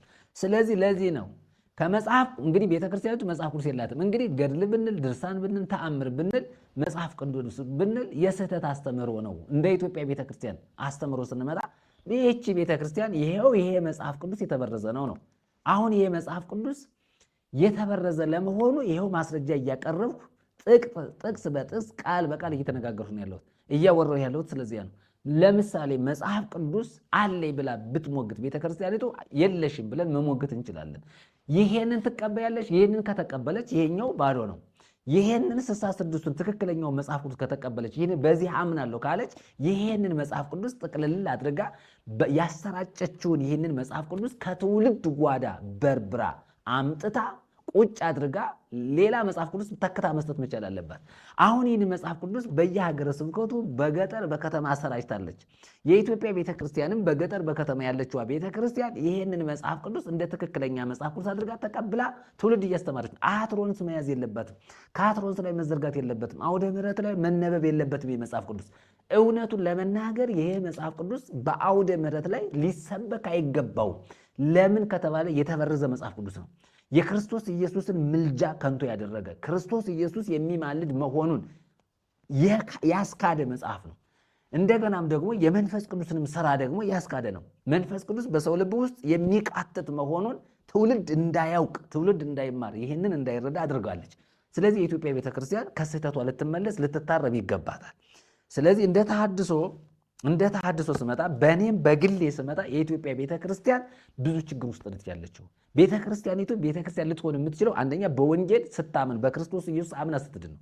በኢትዮጵያ ቤተክርስቲያን ያሉ አገልጋዮች ይሄንን የስህተት አስተምህሮ ገለል አድርገው እኛ ከክርስቶስ ጋር እንወግናለን ብለው እጃቸውን፣ ልባቸውን፣ ነፍስ መንፈሳቸውን ለወንጌልና ለኢየሱስ ክርስቶስ ሲሰጡ ያኔ ይድናሉ። አሁን መመለስ መቻል አለባቸው። ይሄንን መጽሐፍ ቅዱስ ከተሰራጨበት ከተበተነበት በየትውልድ አይምሮ በየትውልድ ጓዳ ከገባበት ቤተክርስቲያኒቱ ሰብስባ ቁጭ ማድረግ መቻል አለበት። ይፋ ተሳስተናል፣ ይሄ መጽሐፍ ቅዱስ የተበረዘ የተሳሳተ ትምህርት ስላለበት የኢትዮጵያ ሕዝብ ሊያነበው ሊማርበት አይገባም ብላ መቀበል መቻል አለባት። ይህንን መልእክት ማስተላለፍ አለባት ነው። ሌላው የምመጣው ሶስተኛ ቅድም ያነሳሁት ያልዳኑ ሰዎች ቢሰብኩ ምንም የሚያመጡት ነገር የለም። ምንም የሚያመጡት ለውጥ የለም። አሁን እዚህ ላይ ትኩረት አድርጌ የምናገረው በኢትዮጵያ ቤተክርስቲያኑ ውስጥ ያልዳኑ ሰባኪዎች ቢሰብኩ ስብከቱ በሰው አእምሮ ውስጥ ስለማይገባ የሰውን አእምሮ ስለማይኮረኩር የሰውን አእምሮ አልፎ ቃሉ ስለማይሰራ፣ ስለዚህ የኢትዮጵያ ቤተክርስቲያን ባልዳኑ ሰባኪዎች የተሸፈነች የተያዘች ቤተክርስቲያን ናት። ስለዚህ ያልዳኑ ሰባኪዎች፣ በክርስቶስ ምሕረትን ያላገኙ ሰባኪዎች፣ በክርስቶስ ኢየሱስ አምነው ያልዳኑ፣ ለኃጢአታቸው ስርየትን ያላገኙ፣ ከእግዚአብሔር አብ ጋር በክርስቶስ ያልታረቁ አስተማሪዎች፣ ሰባኪዎች፣ የዜማ አዋቂዎች አሏት ቤተክርስቲያኒቱ። ግን እነዚህ ስፍር ቁጥር ባይኖራቸው ሊቀ ሊቃውንት ተብለው ቢጠሩ የፈለገው ዕውቀት ቢኖራቸው ኢየሱስ ክርስቶስን የግል መድኃኒት አድርገው እስካልተቀበሉ ድረስ ሰዎቹ ሊድኑ አይችሉም። ስለዚህ ዕውቀት አያድንም። ቅድም ብያለሁ፣ ዕውቀት አያድንም፣ ትምህርት አያድንም። ምድራዊው የሆነው ጥበብ ከእግዚአብሔር ጋር ሊያገናኝ ሊያስታርቅ አይችልም ነው። ስለዚህ በኢትዮጵያ ቤተክርስቲያን ውስጥ ያልዳኑ ሰባኪዎች ስለሚሰብኩት ህዝቡ ሊድን አልቻለም፣ መዳን አልቻለም፣ ከእግዚአብሔር ጋር መታረቅ አልቻለም፣ በክርስቶስ ኢየሱስ ከእስራቱ ሊፈታ አልቻለም። በገጠር በከተማ ትውልድ ሁሉ በመቃተት ውስጥ ነው ያለው። በብዙ ምጥ፣ በብዙ መከራ፣ በብዙ ጭንቅ ለመዳን ድንጋይ የሚሸከም ለመዳን ተራራ የሚወጣ ለመዳን ቁልቁለት የሚወርድ ለመዳን ጭቃ የሚበላ ለመዳን ጭቃ የሚቀባ ለመዳን አመድ ፊቱን የሚቀባ ለመዳን ጭቃ እየበጠበጠ የሚጠጣ ትውልድ ነው ያለው። ለምንድን ነው ከተባለ ወንጌል ስላልተሰበከለት። ዛሬ በገጠር በከተማ ስንሄድ የምናየው በየወሩ በበዓላት ቀን የምንመለከተው ህዝቡ ጭቃ በመሶበ ወርቅ ጭቃ እየታፈሰ እየተዘገነ ጭቃ የሚሸጥበት ሀገር ላይ ነው ያለ ነው። ለምሳሌ አቡነ ሐራን ብናይ እሱን በተመለከተ ስንሄድ ሰው ሁሉ አቡነ ሐራ ሄዶ ምንድነው የሚያደርገው ብንል ጭቃ በሃይላንድ እየበጠበጠ ሲጠጣ እናያለን። እንደገና ጭቃ ፊቱን ሲቀባ እንመለከታለን። እንደገና ጭቃ እየጎረሰ ድናለሁ የሚል ትውልድ አለ። ይሄ ከወንጌል ውጭ የሆነ ትምህርት ያመጣው ስህተት ነው። ክርስቶስን ካለመቀበል፣ ክርስቶስን አዳኝ አድርጎ በልብ ካለመሾም የተነሳ በክርስቶስ ኢየሱስ ካለማመን የተነሳ የመጣ ትምህርት ነው። የስህተት ትምህርት ነው። ለዚህ ነው ያልዳኑ ሰባኪዎች፣ ያልዳኑ አስተማሪዎች፣ ያልዳኑ ሊቃውንት፣ ያልዳኑ ጳጳሳት፣ ያልዳኑ ዲያቆናት፣ ያልዳኑ ካህናት፣ ያልዳኑ የቤተ ክርስቲያኒቱ አገልጋዮች ህዝቡን ጭቃ እንዲበላ አደረጉት። የጭቃ እምነት ጭቃ አይደለም። ጭቃ እምነት ሊሆን አይችልም። ጭቃ መዳንን አያመጣም። ጭቃ ጽድቅን አያመጣም። ጭቃ የዘላለም ሕይወት አያመጣም። አመድ መቀባት፣ ጭቃ መቀባት፣ ጭቃ እየበጠበጡ መጠጣት በምንም ተአምር ኃጢአትን አያስተሰርይም። ይሄ ለደዌ ለበሽታ ያጋልጣል። ለተቅማጥ ነው የሚያጋልጠው። ምንም የሚያመጣው ፋይዳ የለም። ስለዚህ የኢትዮጵያ ትውልድ ይሄንን ትምህርት እንደው በአደባባይ መቃወም መቻል አለበት። በገጠር በከተማ ሃይላንድ እያንጠለጠሉ ውሃ እየበጠበጡ ግርግዳ ላይ ቢያንጠለጥሉ በራፍ ላይ ቢያንጠለጥሉ በምንም ተአምር ድነት አይመጣም። ከሰይጣን አይጠብቅ፣ ከአጋንንት አይጠብቅ፣ ከርኩሳን መናፍስት አይጠብቅ። ሰው ሁሉ በየግርግዳው በየቤቱ በየጣራው እንዳለ ሃይላንድ ቢወትፍ ድነት የለም፣ ጽድቅ የለም። ስለዚህ እኛን ሊሰማን ይገባናል። የኢትዮጵያ ሕዝብ ሆይ ስማ፣ ወንጌልን ሰምተህ እመን፣ ወንጌልን ሰምተህ ዳን፣ ወንጌልን ሰምተህ ጽደቅ፣ ወንጌልን ሰምተህ ለኃጢአት ስርየት ታገኛለህ። በገጠር በከተማ አገር ጥለህ እየሄድክ ራቁትህን ጭቃ ላይ ብትንከባለል፣ ራቁትህን ያለ ጫማ ብትሄድ በምንም ተአምር ድነት የለም። እኔ ህዝቡ ያሳዝናል። በተለያዩ መንገዶች ስንመለከታቸው፣ በተለያየ ስፍራ ስንመለከተው ህዝቡ ጭቃ የሚበላ ህዝብ። እንዴ ጭቃ እኮ በጣም በጣም አደገኛ እኮ ነው። ብዙ ደዌ በሽታ ይመጣል እኮ። እንዴ በሽታ ይዘኛል እታመማለሁ ብላችሁ ማሰብ መቻል አለባችሁ እኮ ኢትዮጵያ ህዝቦች። ምንድን ነው የሚሻላችሁ? ክርስቶስ ነው የሚሻላችሁ። ወንጌል ነው የሚሻላችሁ። ኢየሱስ ይበልጣል። ኢየሱስ ይሻላችኋል። ወደ ክርስቶስ ኢየሱስ ኑ። ጭቃ በልታችሁ አትድኑም። ጭቃ ተቀብታችሁ እምነት ሊሆናችሁ አይችልም። ወንጌልን አይተካም ጭቃ።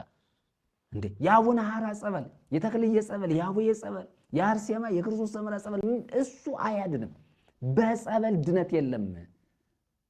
እና ሄዳችሁ ዋሻ ላይ የሆነ ረግረግ ላይ ሄዳችሁ ጭቃ ዘግናችሁ ቅማችሁ ጭቃ በልታችሁ ተቀብታችሁ ተኮኩላችሁ ድነት አታመጡም። ስለዚህ ተመለሱ። ስለዚህ ያልዳኑ ሰባኪዎች የሚሰብኩት ስለ ጭቃ ነው። ያልዳኑ ሰባኪዎች የሚያስተምሩ ስለ ጭቃ ነው። ጭቃ ተቀቡ ይላሉ።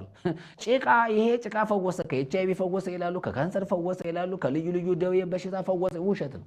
በምንም ተአምር ጭቃ በልተህ ከአጋንንት ስራት አትፈታም። ጭቃ ውጠህ በምንም ተአምር ከደዌ ልትፈወስ አትችልም። ጭቃ ውጠህ በምንም ተአምር በአንተ ውስጥ ያለው ደዌ በሽታ ሊነቀል አይችልም። ግን ከደዌ ከበሽታ የሚፈውሰው ግን የናዝሬቱ ኢየሱስ ክርስቶስ እንደሆነ ግልጽና ግልጽ ነው። ስለዚህ ይህንን መልእክት የሚሰማ የኢትዮጵያ ሕዝብ መታቀብ አለበት ከእንዲህ አይነቱ ድርጊቱ ነው። ስለዚህ ያልተማሩ ሰባኪዎች የሰበኩት ሕዝብ ጭቃ የሚበላ ሕዝብ ነው መልእክቱ። ዋና ሐሳቡ፣ ዋና ቁም ነገሩ ያልዳኑ ሰባኪዎች የሚሰብኩት ሕዝብ ጭቃ የሚበላ ሕዝብ ሆነ። ወንጌል አያውቅም፣ ክርስቶስን አያውቅም። ጭቃ እየተቀባ አመድ እየተቀባ እምነቴ ጭቃ ነው፣ እምነቴ ሕይወቴ ጭቃ ነው የሚል ትውልድ መጣ ማለት ነው። ስለዚህ ጸረ ወንጌል መሆን፣ ጸረ ክርስቶስ መሆን አስፈላጊ አይደለም። ስለዚህ ሰባኪዎች ብቻ፣ አስተማሪዎች ብቻ፣ ሊቃውንቱ ብቻ ሳይሆን ዘማሪያኑ ራሱ ሕዝቡን እንዲያጨበጭብ እልል እንዲል እያስጮሁ ክርስቶስ የሌለበት መዝሙር፣ ክርስቶስ የሌለበት ዝማሬ፣ ኢየሱስ ሴንተር ያልሆነበት ጩኸት ሕዝቡን በእልልታ በሆታ እያስጨበጨቡ እያስጨፈሩ ከመሄድ ውጭ ምንም ነገር አያመጣም። ዝማሬ ድነት አያመጣም። ዝማሬ ጽድቅ አያመጣም። ዝማሬ የዘላለም ሕይወት አያመጣም። ዝማሬ ከእግዚአብሔር ጋር አያስታርቅም። ዝማሬ ምንም አይነት መዳንን አይጠም። መዝሙር መስማት ድነት አይደለም። መዳን የሚቻለው በክርስቶስ ኢየሱስ አምነህ ስትድን፣ ኢየሱስ ለኃጢአት ሞቶልኛል፣ ክርስቶስ ስለ እኔ ሞቷል ብሎ ግለሰቡ ሲያምን ኢየሱስ አዳኝ መሆኑን በልቡ አምኖ ሲቀበል ይድናል። ከዚህ ውጭ ግን መጽሐፍ ቅዱስ የተበረዘ መጽሐፍ ቅዱስ እያነበብ የተበረዘ ገድልና ድርሳን ተአምር እየሰማ የተበረዘ መዝሙር የተበረዘ ስብከት እየሰማ ከእግዚአብሔር አብ ጋር በክርስቶስ ኢየሱስ ካልሆነ በስተቀር መታረቅ አትችልም ነው። ስለዚህ ትውልዱ ምን ሆኗል? ጸረ ወንጌል ሆኗል። እንግዲህ የመዳን ምስጢር ያለው በማን ነው? በክርስቶስ ኢየሱስ ነው። መዳን ያለው በክርስቶስ ነው። የመዳን ምስጢር ያለው በክርስቶስ ኢየሱስ ነው። የመዳንን ምስጢር ያላወቁ ሊቃውንት እንግዲህ የኢትዮጵያ ቤተክርስቲያን ሊቃውንት ምንድን ናቸው ከተባለ ብዙ ምስጢር አዋቂዎች ናቸው። ብዙ አንድምታ የሚያብራሩ የሚተረጉሙ ናቸው። ነገር ግን የመዳን ምስጢር ግን አያውቁም። የመዳን ምስጢር ያለው በክርስቶስ ኢየሱስ ነው። እንግዲህ የክብር ምስጢር የክብር ተስፋ ያለው ክርስቶስ እሱ በሰው ሕይወት ውስጥ እንዳለ መናገር የተሳናቸው ለዘላለም የሚያበቃ ለዘላለም ሕይወት ለዘላለም ድነት ለዘላለም ጽድቅ የሆነው ክርስቶስ ኢየሱስን አለማመናቸው በጣም አስቸጋሪ ጉዳይ ነው። እንግዲህ የእውነትን ምስጢር የእግዚአብሔር ምስጢር የሆነውን ክርስቶስን አለማወቅ ራሱ በደል ነው። እንግዲህ በአዲስ ኪዳን የእግዚአብሔር ምስጢር ምንድነው ተብሎ ሰው ቢጠየቅ የእግዚአብሔር ምስጢር ክርስቶስ ኢየሱስ እንደሆነ ግልጽና ግልጽ ነው።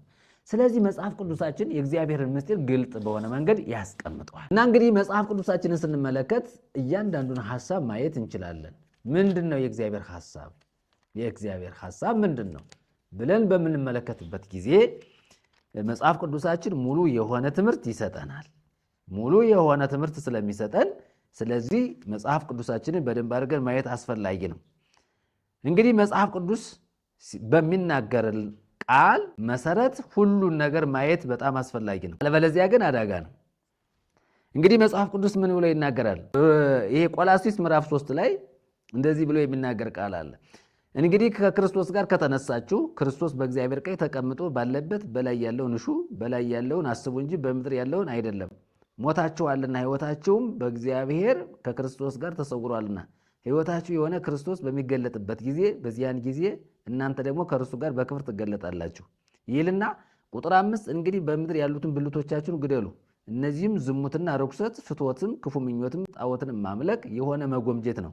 በእነዚህም ጠንቅ የእግዚአብሔር ቁጣ በማይታዘዙት ልጆች ላይ ይመጣል። እናንተም ደግሞ ትኖሩባቸው በነበራችሁ ጊዜ በፊት በእነዚህ ተመላለሳችሁ። አሁን ግን እናንተ ደግሞ ቁጣንና ንዴትን ክፋትንም ከአፋችሁ ስድብን የሚያሳፍርም ንግግር እነዚህን ሁሉ አስወግዱ። እርስ በርሳችሁ ውሸት አትነጋገሩ፣ አሮጌውን ሰው ከሥራው ጋር ገፋችሁታልና የፈጠረውንም ምሳሌ እንዲመስል እውቀትን ለማግኘት የሚታደሰውን አዲሱን ሰው ለብሳችሁታል።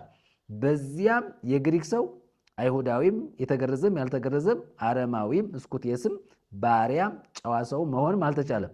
ነገር ግን ክርስቶስ ሁሉ ነው፣ በሁሉም ነው። እንግዲህ ይላል እንደ እግዚአብሔር ምርጦች ቅዱሳን ሆናችሁ የተወደዳችሁም ሆናችሁ ምሕረትን፣ ርኅራኄን፣ ቸርነትን፣ ትሕትናን፣ የዋህነትን፣ ትዕግስትን ልበሱ። እርስ በርሳችሁ ትዕግስትን አድርጉ። ማንም በባልንጀራው ላይ የሚነቅፈው ነገር ካለው ይቅር ተባባሉ፣ ክርስቶስ ይቅር እንዳላችሁ እናንተ ደግሞ እንዲሁ አድርጉ። በእነዚህ ሁሉ ላይ የፍጻሜ ማሰሪያ የሆነውን ፍቅር ልበሱት። በአንድ አካልም የተጠራችሁለት ደግሞ የክርስቶስ ሰላም በልባችሁ ይግዛ። የምታመሰገናችሁ በቃል ቢሆን ወይም በሥራ የምታደርጉት ሁሉ በጌታ በኢየሱስ ስም አድርጉት ብሎ ይናገራል። እንግዲህ ቆላስይስ ምዕራፍ 3 ከቁጥር 1 እስከ ቁጥር 17 ያለውን ክፍል ነው ያነበብኩት። እንግዲህ ይህንን በምንመለከትበት ጊዜ ሁለት ነገሮችን እንመለከታለን። አንደኛ አሮጌውን ሰው ማስወገድ ነው፣ አዲሱን ልብስ መልበስ ነው። እንደገናም ደግሞ ክርስቶስን በልብ ምን ማለት በልባችሁ ይግዛ ይላል። የክርስቶስ ሰላም በልባችሁ ይግዛ፣ የምታመሰግኑ ሁኑ፣ የእግዚአብሔር ቃል በሙላት ይኑርባችሁ ነው የሚለው። የማን ቃል? የእግዚአብሔር ቃል በሙላት ይኑርባችሁ፣ በጥበብ ሁሉ አስተምሩ ይላል። ከዚያ ምን ብሎ ይናገር? በመዝሙርና በዝማሬ በመንፈሳዊም ቅኔ በጸጋው በልባችሁ ለእግዚአብሔር ዘምሩ ነው የሚለው። ለማንም አይደለም መዝሙር የምንዘምረው እግዚአብሔር አብን ለማክበር ነው። መዝሙር የሚዘመረው አብን ለማክበር ነው፣ ወልድን ለማክበር ነው፣ መንፈስ ቅዱስን ለማክበር ነው። ሰው ለማስጨፈር አይደለም፣ ሰው እልል እንዲል አይደለም፣ ክብር ለማግኘት አይደለም፣ ውዳሴ ለማግኘት አይደለም። ሰው መዝሙር ሲዘምር በክርስቶስ ኢየሱስ አብን ለማመስገን ነው። በክርስቶስ ኢየሱስ የተከናወነውን የማዳኑን ሥራ ለማወጅ ለመናገር ነው። ድኛለሁ፣ ጸድቄአለሁ፣ ከአንተ ጋር ታርቄአለሁ፣ ከአንተ ጋር ሰላምን ይዣለሁ፣ በአንተ የዘላለም አግኝቻለሁ። ስለዚህ የዳነ ሰው ሲዘምር ስለ መዳኑ ይዘምራል፣ ስለ መጽደቁ ይዘምራል፣ ስለ ዘላለም ሕይወት ይዘምራል፣ ከእግዚአብሔር አብ ጋር ስለ መታረቁ ይዘምራል እንጂ ፍጡራንን በማወደስና ለፍጡራን እልል በሉ የሚል ዝማሬ ያመጣል። ስለዚህ ዘማሪዎቹም በዝማሬያቸው ክርስቶስን ሲገልጡ አናያቸው። ክርስቶስን ሲሰብኩ ሲያስተዋወቁ አንመለከተውም ማለት ነው። ሌላው ስለ ጥበብ ተናግሬያለሁ፣ ወይም ደግሞ ስለ እግዚአብሔር ምስጢር የተናገርኩትን ሐሳብ ወደ ኋላ ላምጣችሁና ቆላስይስ ምዕራፍ 1 ላይ ከቁጥር 24 ጀምሮ ያለውን ክፍል ላንብ። አሁን በመከራዬ ስለ እናንተ ደስ ይለኛል፣ ስለ አካሉም ማለት ስለ ቤተ ክርስቲያን በሥጋዬ በክርስቶስ መከራ የጎደለውን እፈጽማለሁ። ስለ እናንተ እንደተሰጠኝ እንደ እግዚአብሔር መጋቢነት የእግዚአብሔርን ቃል ፈጽሜ እንድሰብክ እኔ የቤተ ክርስቲያን አገልጋይ ሆንኩ ነው የሚለው። የማንን ቃል ነው የሚለው? የእግዚአብሔርን ቃል ፈጽሜ እንድሰብክ። ተመልከቱ፣ የእግዚአብሔርን ቃል የማይሰብክ ሰባኪ፣ የእግዚአብሔርን ቃል የማይሰብክ አስተማሪ፣ የእግዚአብሔርን ቃል ጠቅሶ የማያስተምር እንደ ቃሉ ኑሩ ብሎ ሕዝቡን በእግዚአብሔር ቃል የማያስታጥቅ አገልጋይ ሊሆን ይችላል፣ ሰባኪ ሊሆን ይችላል፣ አስተማሪ ሊሆን ይችላል። እንደዚህ ቃል የማይናገር ከሆነ ስህተት ነው። መጽሐፉ የሚናገረው እንደ የእግዚአብሔርን ቃል ፈጽሜ እንድሰብክ እኔ የቤተ ክርስቲያን አገልጋይ ሆንኩ ይላል። ይህም ቃል ከዘላለምና ከትውልዶች ጀምሮ ተሰውሮ የነበረ ምስጢር ነው። አሁን ግን ለቅዱሳኑ ተገልጧል። ለእነርሱም እግዚአብሔር በአሕዛብ ዘንድ ያለው የዚህ ምስጢር ክብር ባለጠግነት ምን እንደሆነ ሊያስታውቅ ወደደ። ምስጢሩም የክብር ተስፋ ያለው ክርስቶስ በእናንተ ዘንድ መሆኑ ነው ይላል። በጣም ይሄ ነው እንግዲህ ምስጢር ማለት ይሄ ነው። እንግዲህ የኢትዮጵያ ቤተክርስቲያን ብዙ ጊዜ ምስጢር አዋቂዎች ናቸው። ምስጢር ያራቅቃሉ፣ ምስጢር ያፈልቃሉ፣ ያመነጫሉ ተብለው ይታመናሉ። ግን የክብር ተስፋ ያለውን ክርስቶስን የማይናገሩ ከሆነ፣ ይሄንን ምስጢር የማያወሩ ከሆነ፣ ይሄንን ምስጢር አራቀው አመስጥረው ለትውልድ የማያስተዋውቁ፣ ትውልድን ከእግዚአብሔር ጋር የማያገናኙበት ከሆነ ምንድን ነው እውቀታቸው? ምስጢር ማለት ክርስቶስ ነው። ሌላን ምስጢር የለም። በአዲስ ኪዳን ከጌታችን ከኢየሱስ ክርስቶስ ሞትና ትንሣኤ በኋላ ሐዋርያቱ የሰበኩት፣ ሐዋርያቱ የተናገሩት፣ ሐዋርያት በአደባባይ በመላ ዓለም የሰበኩት እያንዳንዱ ትምህርት ስንመለከት እስካሁን ድረስ ቤተክርስቲያን የምትሰብከው ምስጢር ብላ የምትናገረው ክርስቶስ ኢየሱስ ነው። ስለዚህ ዝማሬ ቢሆን፣ ስብከት ቢሆን፣ ትምህርት ቢሆን እንደ እግዚአብሔር ቃል ካልሆነ ሕዝብን ገደል ይዞ የሚገባ ትምህርት አይደለም። ስለዚህ የኢትዮጵያ ቤተክርስቲያን አገልጋዮች ወደዚህ እውነት መምጣት አለባቸው። ምስጢር ክርስቶስ ነው፣ ሌላ ምስጢር የለም። ሌላ የሆነ ነገር ጎርጉራችሁ ለማምጣት የሆነ ነገር አምጥታችሁ ለማድረግ አትሞክሩ። የተገለጠውን ምስጢር፣ የተሰበከውን ምስጢር ክርስቶስን ስበኩ። ሐዋርያቱ እንደሰበኩት፣ ሐዋርያት እንዳስተማሩት ክርስቶስን ስበኩ። ሌላ ነገር አታምጡ። ስለዚህ ምን ብሎ ይናገራል? በእናንተ ዘንድ መሆን ነው። እኛም በክርስቶስ ፍጹም የሆነን ሰው ሁሉ እናቀርብ ዘንድ ሰውን ሁሉ እየገሰጽ ሰውንም ሁሉ በጥበብ ሁሉ እያስተማር የምንሰብከው እርሱ ነው። ለዚህም ነገር ደግሞ በእኔ በኃይል እንደሚሰራ እንዳሰራሩ እየተጋደልኩ ደክማለሁ ይላል። እንግዲህ ምንድነው ብሎ የሚናገረው? የዚህ ምስጢር ባለጠግነት ምን እንደሆነ ሊያስታውቅ ወደደ። ምስጢሩም የክብር ተስፋ ያለው ክርስቶስ በእናንተ ዘንድ መሆኑ ነው የሚለው። እንግዲህ ሐዋርያው ቅዱስ ጳውሎስ ይህንን የቆላስይስን መልእክት ሲጽፍ ለቆላስይስ ሰዎች የጻፈላቸው የክብር ተስፋ ያለው ክርስቶስ ነው።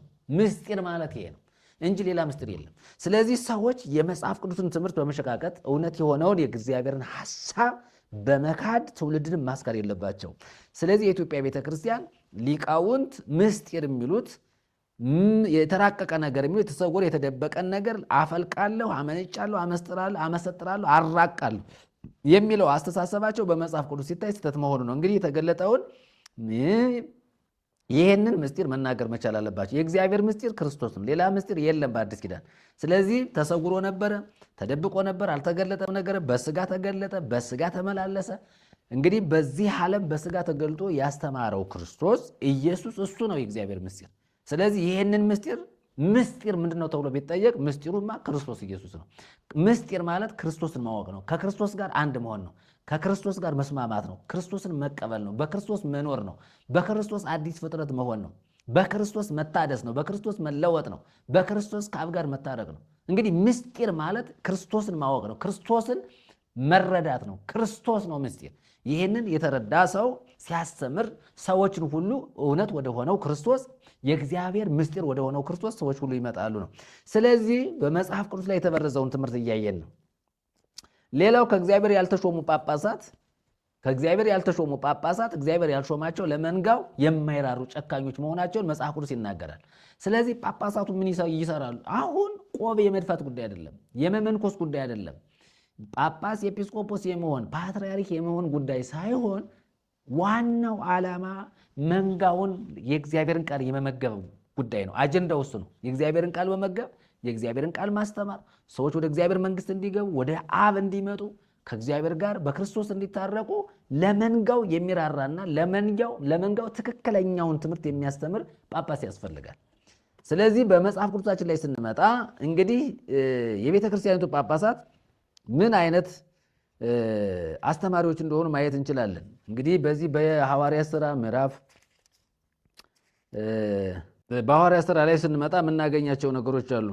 እነሱን ነገሮች በደንብ አድርገን ማየት እንችላለን። እንግዲህ ምንድናቸው እነዚህ ሰዎች ብለን ማየት የምንችላቸው በጣም ብዙ ነገሮች ስላሉ ማለት ነው።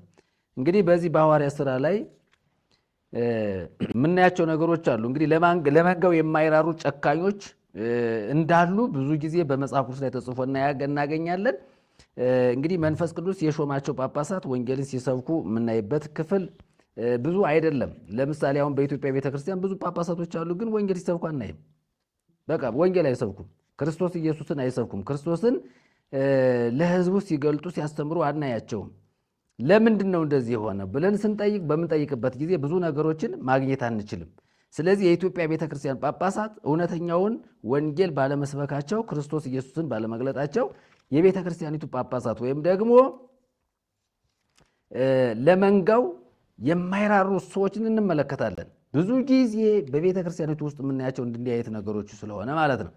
እና እንዲህ አይነት ሐሳቦችን በደንብ አድርጎ ማየትና ትውልዱ ወደ እግዚአብሔር መንግስት የሚገባበትን ሐሳብ ማስተላለፍ፣ መስበክ፣ ማስተማር እንደገናም ደግሞ ለእውነት የቆሙ ሰዎች እንዲሆኑ አስፈላጊ ሆኖ እናየዋለን። እና መጽሐፍ ቅዱሳችን ላይ ስንመጣ ብዙ ስህተት ያለበትን ትምህርት ሲያስተምሩ ለእውነት ተገቢ ያልሆነ ስፍራ ሲሰጡ እንመለከታለን ማለት ነው። እና እንግዲህ እንዲህ አይነቱ ነገሮች እንመለከታለን። ሌላው የዲያቆናትንም አገልግሎት በተመለከተ ስንመጣ ዲያቆናቱም እንግዲህ ቅዳሴ ከመቀደስ ያለፈ ስብከት ላይ አይታዩም፣ ትምህርትም ላይ አናያቸውም። ግን እነዚህ ሰዎች ወንጌል ያውቃሉ አያውቁም? እንግዲህ ዲያቆን ስለሆነ ወንጌል ያውቃል፣ ጳጳስ ስለሆነ ወንጌል ያውቃል፣ ኤጲስቆጶስ ስለሆነ ወንጌል ያውቃል፣ መምህር ሊቅ ስለሆነ ወንጌል ያውቃል ማለት ግን ስህተት ነው። እንግዲህ የተማረው ሁሉ ወንጌል ያውቃል ማለት አይደለም። ሰው የተማረ የሚባለው ማንበቡ፣ መጻፉ፣ መልእክት ማስተላለፉ ሊሆን ይችላል። ግን ከዘላለም ሕይወት አንጻር ስንመጣ ግን በክርስቶስ ኢየሱስ እስካላመነ ድረስ ሰው የዘላለም ሕይወት አያገኝም። በክርስቶስ ኢየሱስ እስካላመነ ድረስ ሊድን ሊጸድቅ የዘላለም ሕይወት ሊያገኝ አይችልም። በክርስቶስ ሲያምን ግን የዘላለም ሕይወት ያገኛል። ስለዚህ በመጽሐፍ ቅዱሳችን ላይ ስናይ በተለያየ መንገድ መጽሐፍ ቅዱሳችን ላይ የተጻፉትን ሐሳቦች በደንብ አድርገን ማየት እንችላለን። እና እንግዲህ የኢትዮጵያ ቤተክርስቲያን ከመጽሐፍ ቅዱስም አንጻር ከገድላትም ከድርሳናትም አንጻር ብዙ ስህተት ያለባት ቤተክርስቲያን መሆኗን በደንብ አድርገን እናገራለን። ቤተክርስቲያኒቱ በስም ተጠርታ በተግባር የጠፋች ቤተክርስቲያን መሆኗን መናገር እፈልጋለሁ። በስም ቤተክርስቲያን ነች፣ በተግባር ግን የወንጌል የክርስቶስ ጸር የክርስቶስ የወንጌል ተቃዋሚ መሆኗን ግልጽ በሆነ መንገድ መናገር እችላለሁ። ለምሳሌ የኢትዮጵያ ቤተክርስቲያን ነች ተብላ ነው የምትጠራው፣ ግን ወንጌል ትሰብካለች ወይ? ወንጌል አትሰብክም። ክርስቶስን ትሰብካለች ወይ? ክርስቶስን አትሰብክም። ለክርስቶስ ዘብ ቁማለች ወይ? አልቆመችም። ወንጌልን በአደባባይ በአውደ ምሕረት ትሰብካለች? አትሰብክም። እንዲያውም ወንጌል ሰባኪዎችን ስታሳድድ ስታባርር ነው የምንመለከተው።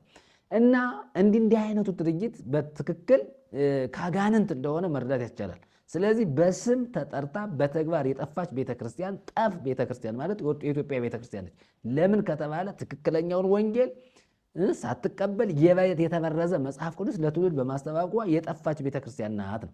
ከወንጌል ይልቅ ለዓለም እጅ የዘረጋች ቤተክርስቲያን፣ ለምሳሌ ከወንጌል ይልቅ ለዓለም እጇን የዘረጋች የሰጠች ቤተክርስቲያን ብዬ ስል ቤተክርስቲያኒቱ በሙስና በተለያየ ነገር የተዘፈቀች፣ ሙስና አለ፣ ጉቦ አለ፣ በቋንቋ በብሔር በዘረኝነት በተለያየ ነገር ከዓለማውያን አሰራር ጋር ብዙ ነገር ትሰራለች። ስለዚህ ቤተክርስቲያኒቱ በሙስናም ተወቃሽ ናት። ቤተክርስቲያኒቱ በልዩ ልዩ ትምህርት ተወቃሽ ናት። ቤተክርስቲያኒቱ በልዩ ልዩ የስህተት አሰራር ተወቃሽ ናት። ቤተክርስቲያኒቱ በስም የጠፋች ቤተክርስቲያን ናት። እንደገናም ደግሞ ለዓለም ጉዳይ ለዓለም አሰራር ራሷን አጋልጣ የሰጠች ቤተክርስቲያን ናት። በዚህ ቤተክርስቲያን ውስጥ ብዙ ጊዜ የሚነሳ ብዙ ጥያቄ አለ። ራሳቸው ሊቃውንቱ ሳይቀሩ፣ ራሳቸው ሰባኪዎች ሳይቀሩ፣ ራሳቸው ዘማሪያን ሳይቀሩ፣ ራሳቸው የቤተክርስቲያኒቱ አገልጋዮች ሳይቀሩ ሙስናን በተመለከተ በየአደባባዩ ሲጮሁ ሲንጫጩ አንዱ አንዱን ሲከስ ይታያል። ይሄ የዓለም አሰራር ነው። ስለዚህ ቤተ ክርስቲያን ሆና በሙስና በዘረኝነት በቋንቋ የምታምን ከሆነ ቤተ ክርስቲያን አይደለችም። ስለዚህ ቤተ ክርስቲያን ከእንዲህ አይነት ድርጊቷ መታቀብ፣ ከእንዲህ አይነት ድርጊት ተመልሳ እውነት የሆነውን ወንጌል በመስበክ ለክርስቶስ መንግስት ራሷን ማዘጋጀት እንዳለባት ግልጽ በሆነ መንገድ መናገር እፈልጋለሁ። ሌላው እዚህም ጋር ስንመጣ የማየው ነገር ሌላ ሐሳብ ሌላ ነገር ላንሳና ልቀጥል። ለምሳሌ የጠንቋይ ጠበቆች ያሉባት ቤተክርስቲያን ነች። ለምሳሌ የጠንቋይ ጠበቆች በዚህ ቤተክርስቲያን ውስጥ ብዙ ጠንቋዮችና አስማተኞች መተተኞች አሉ፣ ይታወቃሉ። ግን የጠንቋይ ጠበቆች ያሉባት ቤተክርስቲያን ብዬ ስናገር ጠንቋዮቹን አቅፋ ጠንቋዮች የፈለጋቸውን ነገር እያደረጉ በቤተ ክርስቲያን ውስጥ እየኖሩ ወንጌል ሰባኪዎችን ግን የምታባርር በግፍ የምታሳድድ አካል የምታጎድል ቤተ ክርስቲያን ነች። የኢትዮጵያ ቤተ ክርስቲያን ከጠንቋይ የጸዳች አይደለችም። የኢትዮጵያ ቤተ ክርስቲያን ከአስማተኞች የጸዳት አይደለችም። የኢትዮጵያ ቤተ ክርስቲያን ከመተተኞች የጸዳት አይደለችም። ስለዚህ እንግዲህ የጠንቋይ ጠበቆች ያሉባት ብዬ ስናገር ጠንቋዮች እንደ ልባቸው የሚያሽከረክሯት ቤተክርስቲያን፣ ጠንቋይ የሚፈራባት እግዚአብሔር የማይፈራበት፣ ጠንቋይ የሚከበርበት እግዚአብሔር የማይከበርበት፣ ጠንቋይ የገነነበት እግዚአብሔር ያልከበረባት ቤተክርስቲያን። ስለዚህ በዚህ ቤተክርስቲያን ጠንቋዮች ሲገሰጹ አናያቸውም። ጠንቋዮች ስራቸው ትክክል አይደለም ሲባሉ አንሰማቸውም። እንዲያውም ከእግዚአብሔር ይልቅ ተፈርተው ስፍራ ተሰጥቷቸው ቦታ ይዘው የሚኖሩ ጠንቋዮችና አስማተኞች ናቸው። እንግዲህ ከላይ እስከታች የቤተ ክርስቲያኒቱ አገልጋዮች በእንዲህ አይነት የስህተት ማሰራር ውስጥ ያሉ መሆናቸውን ግልጽ በሆነ መንገድ መናገር ይቻላል። ሌላው ስዕል አምልኮዋ፣ የስዕል አምልኮ በቤተ ክርስቲያን ውስጥ በደንብ ነው የሚካሄደው። እንግዲህ ካህናቱ ጽንሐ ይዘው ስብሐት ወክብር ለስሉስ ቅዱስ ብለው ሲያጥኑ የሚያጥኑት ቤተ መቅደስ ውስጥ ወይም ደግሞ በቤተ መቅደስ ዙሪያ ላይ የተሳለን ስዕል ነው። እንግዲህ ቤተ ክርስቲያኑን እየዞሩ ሲያጥኑ የሚያጥኑት ምንድን ነው ከተባለ ስዕል ነው የሚያጥኑት። እንግዲህ በቤተ ክርስቲያኒቱ ግን የስዕል አምልኮ በስፋት ይታያል። ቤተ ክርስቲያኒቱ ስዕል አምልኮን የምታለማምድ ባዕድ አምልኮን የምታለማምድ መሆኑን ግልጽ በሆነ መንገድ ማሳየት ይቻላል። ለምሳሌ ስብሐት ወክብር ለስሉስ ቅዱስ ሲል ያ ማዕጠንቱ ጭሱ ሲወጣ የሚታጠነው ምንድነው ካለ ህንፃ ቤተ መቅደስ ነው፣ ወይም ደግሞ ካቴድራሉ ነው፣ ወይም ደግሞ በስዕል የተንቆጠቆጠ ግድግዳ ነው የሚታጠነው። እንግዲህ ግድግዳው ላይ ምን ይታያል? የተለያዩ ስዕላት፣ የዱር አራዊት ስዕላት ያሉበት፣ የሰይጣን ስዕል ያለበት፣ የሰው ስዕል ያለበት፣ ቅዱሳን ጻድቃን ሰማዕታት መላእክት ያሉበት ስዕል እሱን የሚያጥኑ መሆናቸውን ይናገራል። እንደገና መጋረጃ እየተከፈተ ስዕል ይታጠናል። መጋረጃ እየተከፈተ ስዕል ይታጠናል። መጋረጃ እየተከፈተ ለስዕል ገንዘብ ይሰጣል። መጋረጃ እየተከፈተ በዓመት አንድ ጊዜ በዓመት ሁለት ጊዜ መጋረጃ ተከፍቶ ሰው የሚያየው ስዕል መባ የሚያቀርብለት ስጦታ የሚያቀርብለት ስዕል አለ ማለት ነው። ይሄ ባዕድ አምልኮ ነው። ባዕድ አምልኮን በቤተ መቅደስ፣ ባዕድ አምልኮን በቅኔ ማኅሌቱ፣ ባዕድ አምልኮን በአውደ ምሕረት የምታስተምር ቤተክርስቲያን መሆኗን ግልጽ በሆነ መንገድ መናገር ማሳየት እችላለሁ ማለት ነው። መታቀብ አለባት ነው። ሌላው አጥር ቅጥሯ ተአምር ገድል ድርሳን ነው። እንግዲህ ቤተክርስቲያኒቱ በብዙ ነገር የተከበበች ነች፣ ተከባለች ቤተክርስቲያኒቱ። ነገር ግን ይቺ ቤተክርስቲያን ምን አለባት ብለን ስንናገር አጥር ቅጥሯ እግዚአብሔር ሳይሆን ማን ነው? አጥር ቅጥሯ ብለን ስንናገር ድርሳን ገድል ተአምር ነው። እንግዲህ ይሄ ገድሉ ድርሳኑ ተአምሩ ትምህርቱ በአጠቃላይ የስህተት ትምህርት አጥር ቅጥር ሆኗታል። ስለዚህ ቤተክርስቲያኒቱ በእንዲህ አይነት መንገድ የተያዘች ቤተክርስቲያን፣ እንዲህ አይነቱን ትውልድ ያፈራች ትውልድ ቤተክርስቲያን ነች። ስለዚህ ቤተክርስቲያን ብለን ስንናገር ይሄንን ትምህርት ማስወገድ መቻል አለባት ነው። ለትውልድ መሰናክልና እንቅፋት የመዳን የጽድቅ ትምህርት የሌላትም ለትውልድ መሰናክልና እንቅፋት የሆነች ቤተክርስቲያን። ለምሳሌ በስም ቤተክርስቲያን ሆና በተግባር የጠፋች ቤተክርስቲያን ትውልድ እንዳይድን፣ ትውልድ ወደ እግዚአብሔር መንግስት እንዳይመጣ እንቅፋት የሆነች ቤተክርስቲያን መሰናክል ነች። ለምሳሌ ኦርቶዶክስን በቃ ከነካንበት ሰው አውራው እንደሄደ ንብ ብድግ ብሎ ይቃወማል፣ ይከራከራል። ስለዚህ ቤተ ክርስቲያን ብለን ስንናገር ክርስቶስን አምና የተቀበለች በክርስቶስ አምና የዳነች ናት ቤተ ክርስቲያን ማለት እንጂ ህንፃውን ካቴድራሉ አይደለም። እሱ ቤተ ክርስቲያን አይደለም። ቤተ ክርስቲያን ማለት በአብ በወልድ በመንፈስ ቅዱስ አንድ አምላክ በክርስቶስ ኢየሱስ ያመነች፣ በክርስቶስ ኢየሱስ አምና የዳነች፣ ለኃጢአቷ ስርየት ያገኘች፣ ከአብ ጋር በክርስቶስ የታረቀች ይቺ አካል የክርስቶስ አካል ቤተ ክርስቲያን ትባላለች እንጂ ህንፃ ቤተ መቅደሱን ህንፃ ቤተ መቅደስ ቤተ ክርስቲያን ነው ተብሎ ሊባል አይችልም። ካቴድራል ቤተ መቅደስ አይደለም። በአዲስ ኪዳን ታሪክ ተቀይሯል። የሰው ልጅ ቤተ መቅደስ ነው። የሰው ልጅ ቤተ ክርስቲያን ነው። ራሱ ስጋው በስጋው እግዚአብሔር ስለሚያድር መንፈስ ቅዱስ ስለሚያድር ዳግም በመወለዱ ከእግዚአብሔር መንፈስ ቅዱስን በመቀበሉ በመንፈስ ቅዱስ በማታተሙ እግዚአብሔር በውስጡ ስለሚኖር የሰው ልጅ የእግዚአብሔር ቤተ መቅደስ እንደሆነ ደግሞ የክርስቶስ አካል ራሷ ክርስቶስ ኢየሱስን የተቀበለችዋ አካሉ ቤተ ክርስቲያን መሆኗን መጽሐፍ ቅዱሳችን ይናገራል። ስለዚህ ትውልድ ቤተ ክርስቲያን ነው ብሎ የሚያምነው ህንፃ ቤተ መቅደስን ካቴድራሉን እሱ ቤተ መቅደስ ነው እሱ ቤተ ክርስቲያን ነው ብሎ የሚያምን ትውልድ መጣ ማለት ነው። ስለዚህ መጽሐፍ ቅዱስና ትውልዱ ተለያየ። ስለዚህ ቤተ ክርስቲያን ኦርቶዶክስ ቤተ ክርስቲያን የትውልድ መዳን እንዳይፋጠን ትውልድ በክርስቶስ ኢየሱስ በማመን እንዳይድን እንቅፋትና መሰናክል የሆነች ቤተክርስቲያን ናት ብዬ ብናገር ምንም አይነት ስህተት የለብኝም። እንቅፋት ናት። ለምሳሌ ኦርቶዶክስን ከነካ በጣም ብዙ ነገር ነው የሚነሳው። ስለዚህ ቤተክርስቲያኒቱ እንቅፋት መሆኗን በደንብ አድርገን እንናገራለን። የመዳን የጽድቅ የዘላለም ህይወት ትምህርት የላትም። ለምሳሌ ቤተክርስቲያኒቱ የመዳን ትምህርት ብላ የጽድቅ ትምህርት ብላ የዘላለምን ህይወት ሰው የሚያገኝበት ትምህርት ይሄ ነው ብላ የምትናገረው ፍሬም ያለው የተቀረጸ ትምህርት የላትም። ገድል የመዳን ትምህርት ነው። ድርሳን የመዳን ትምህርት ነው። ድርሳን ለኃጢአት ስርየት ይሰጣል። ገድል ለኃጢአት ስርየት ይሰጣል። ቅዱሱ ሰማዕቱ፣ ነቢዩ፣ ሐዋርያው ሁሉ የመዳን ትምህርት ተብሎ ይሰጣል። ትክክል አይደለም። ለመዳን የሚያበቃ የመዳን ትምህርት ክርስቶስ ነው፣ ሌላ ነገር አይደለም።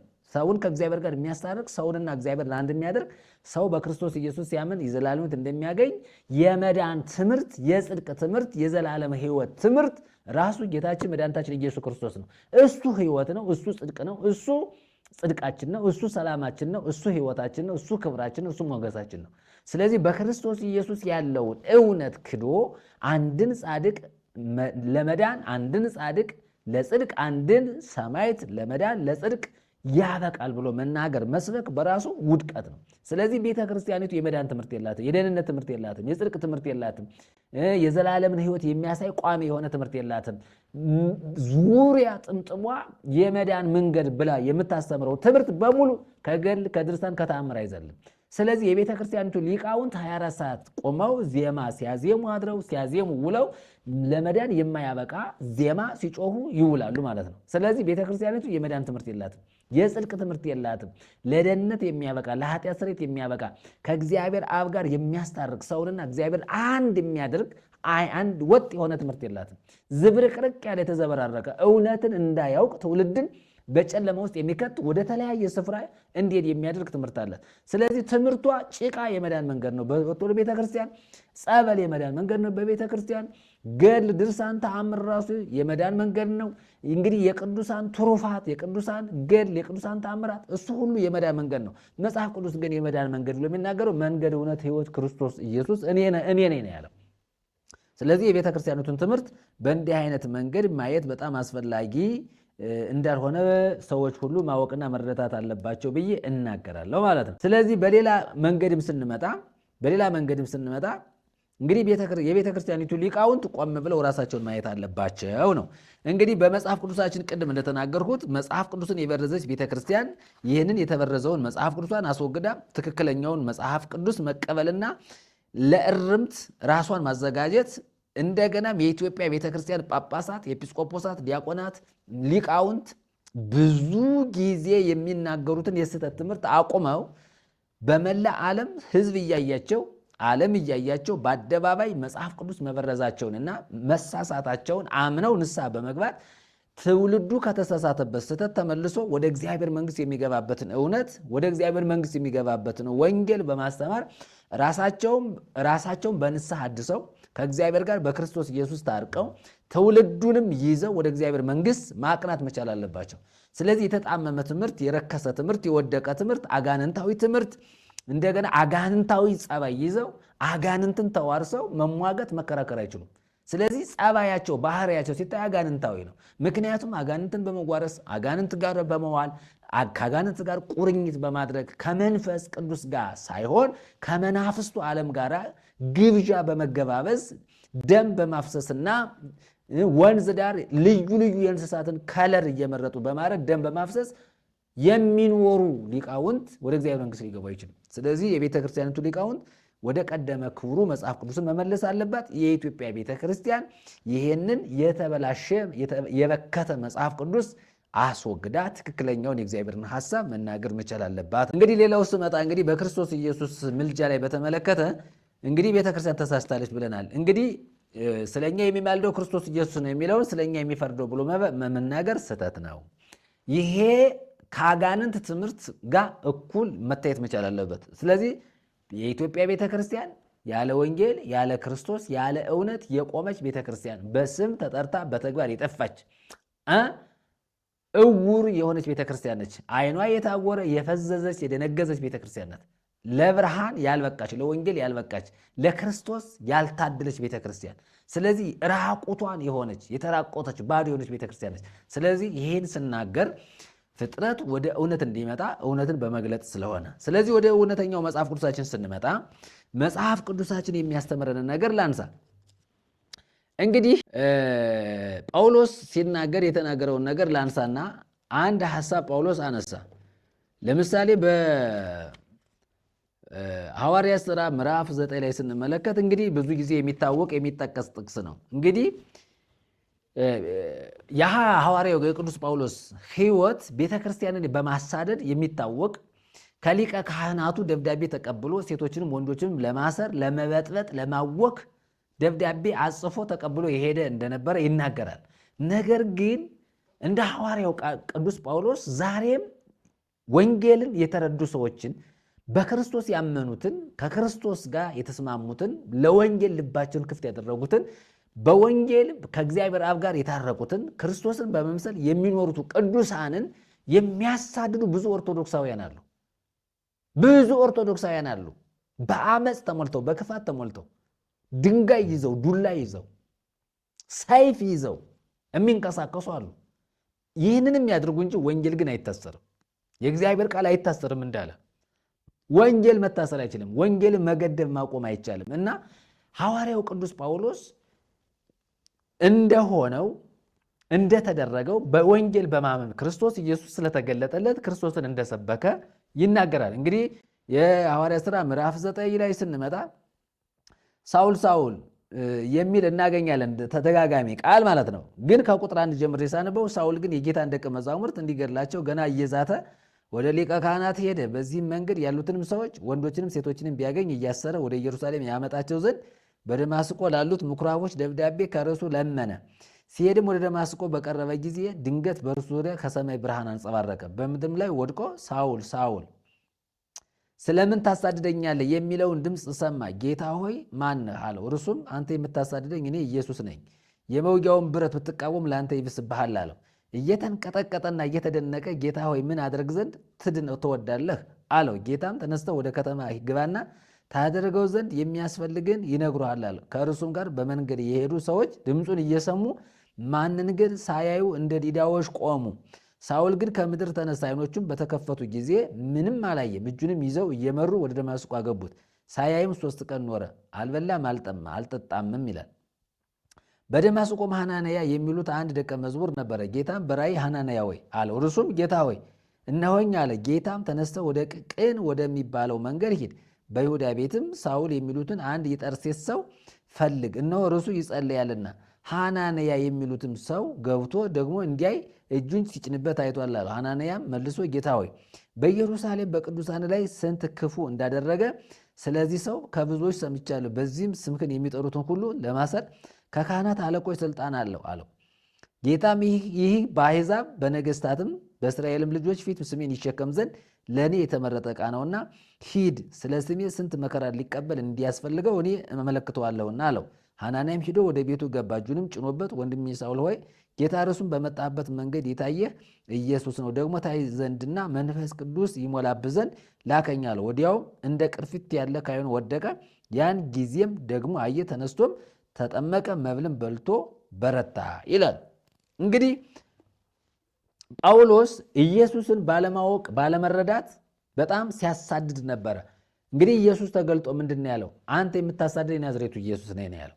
ስለዚህ ቤተ ክርስቲያንን ማሳደድ ኢየሱስን ማሳደድ ነው። ቤተ ክርስቲያንን ማሳቀል ኢየሱስን ማሳቀል ነው።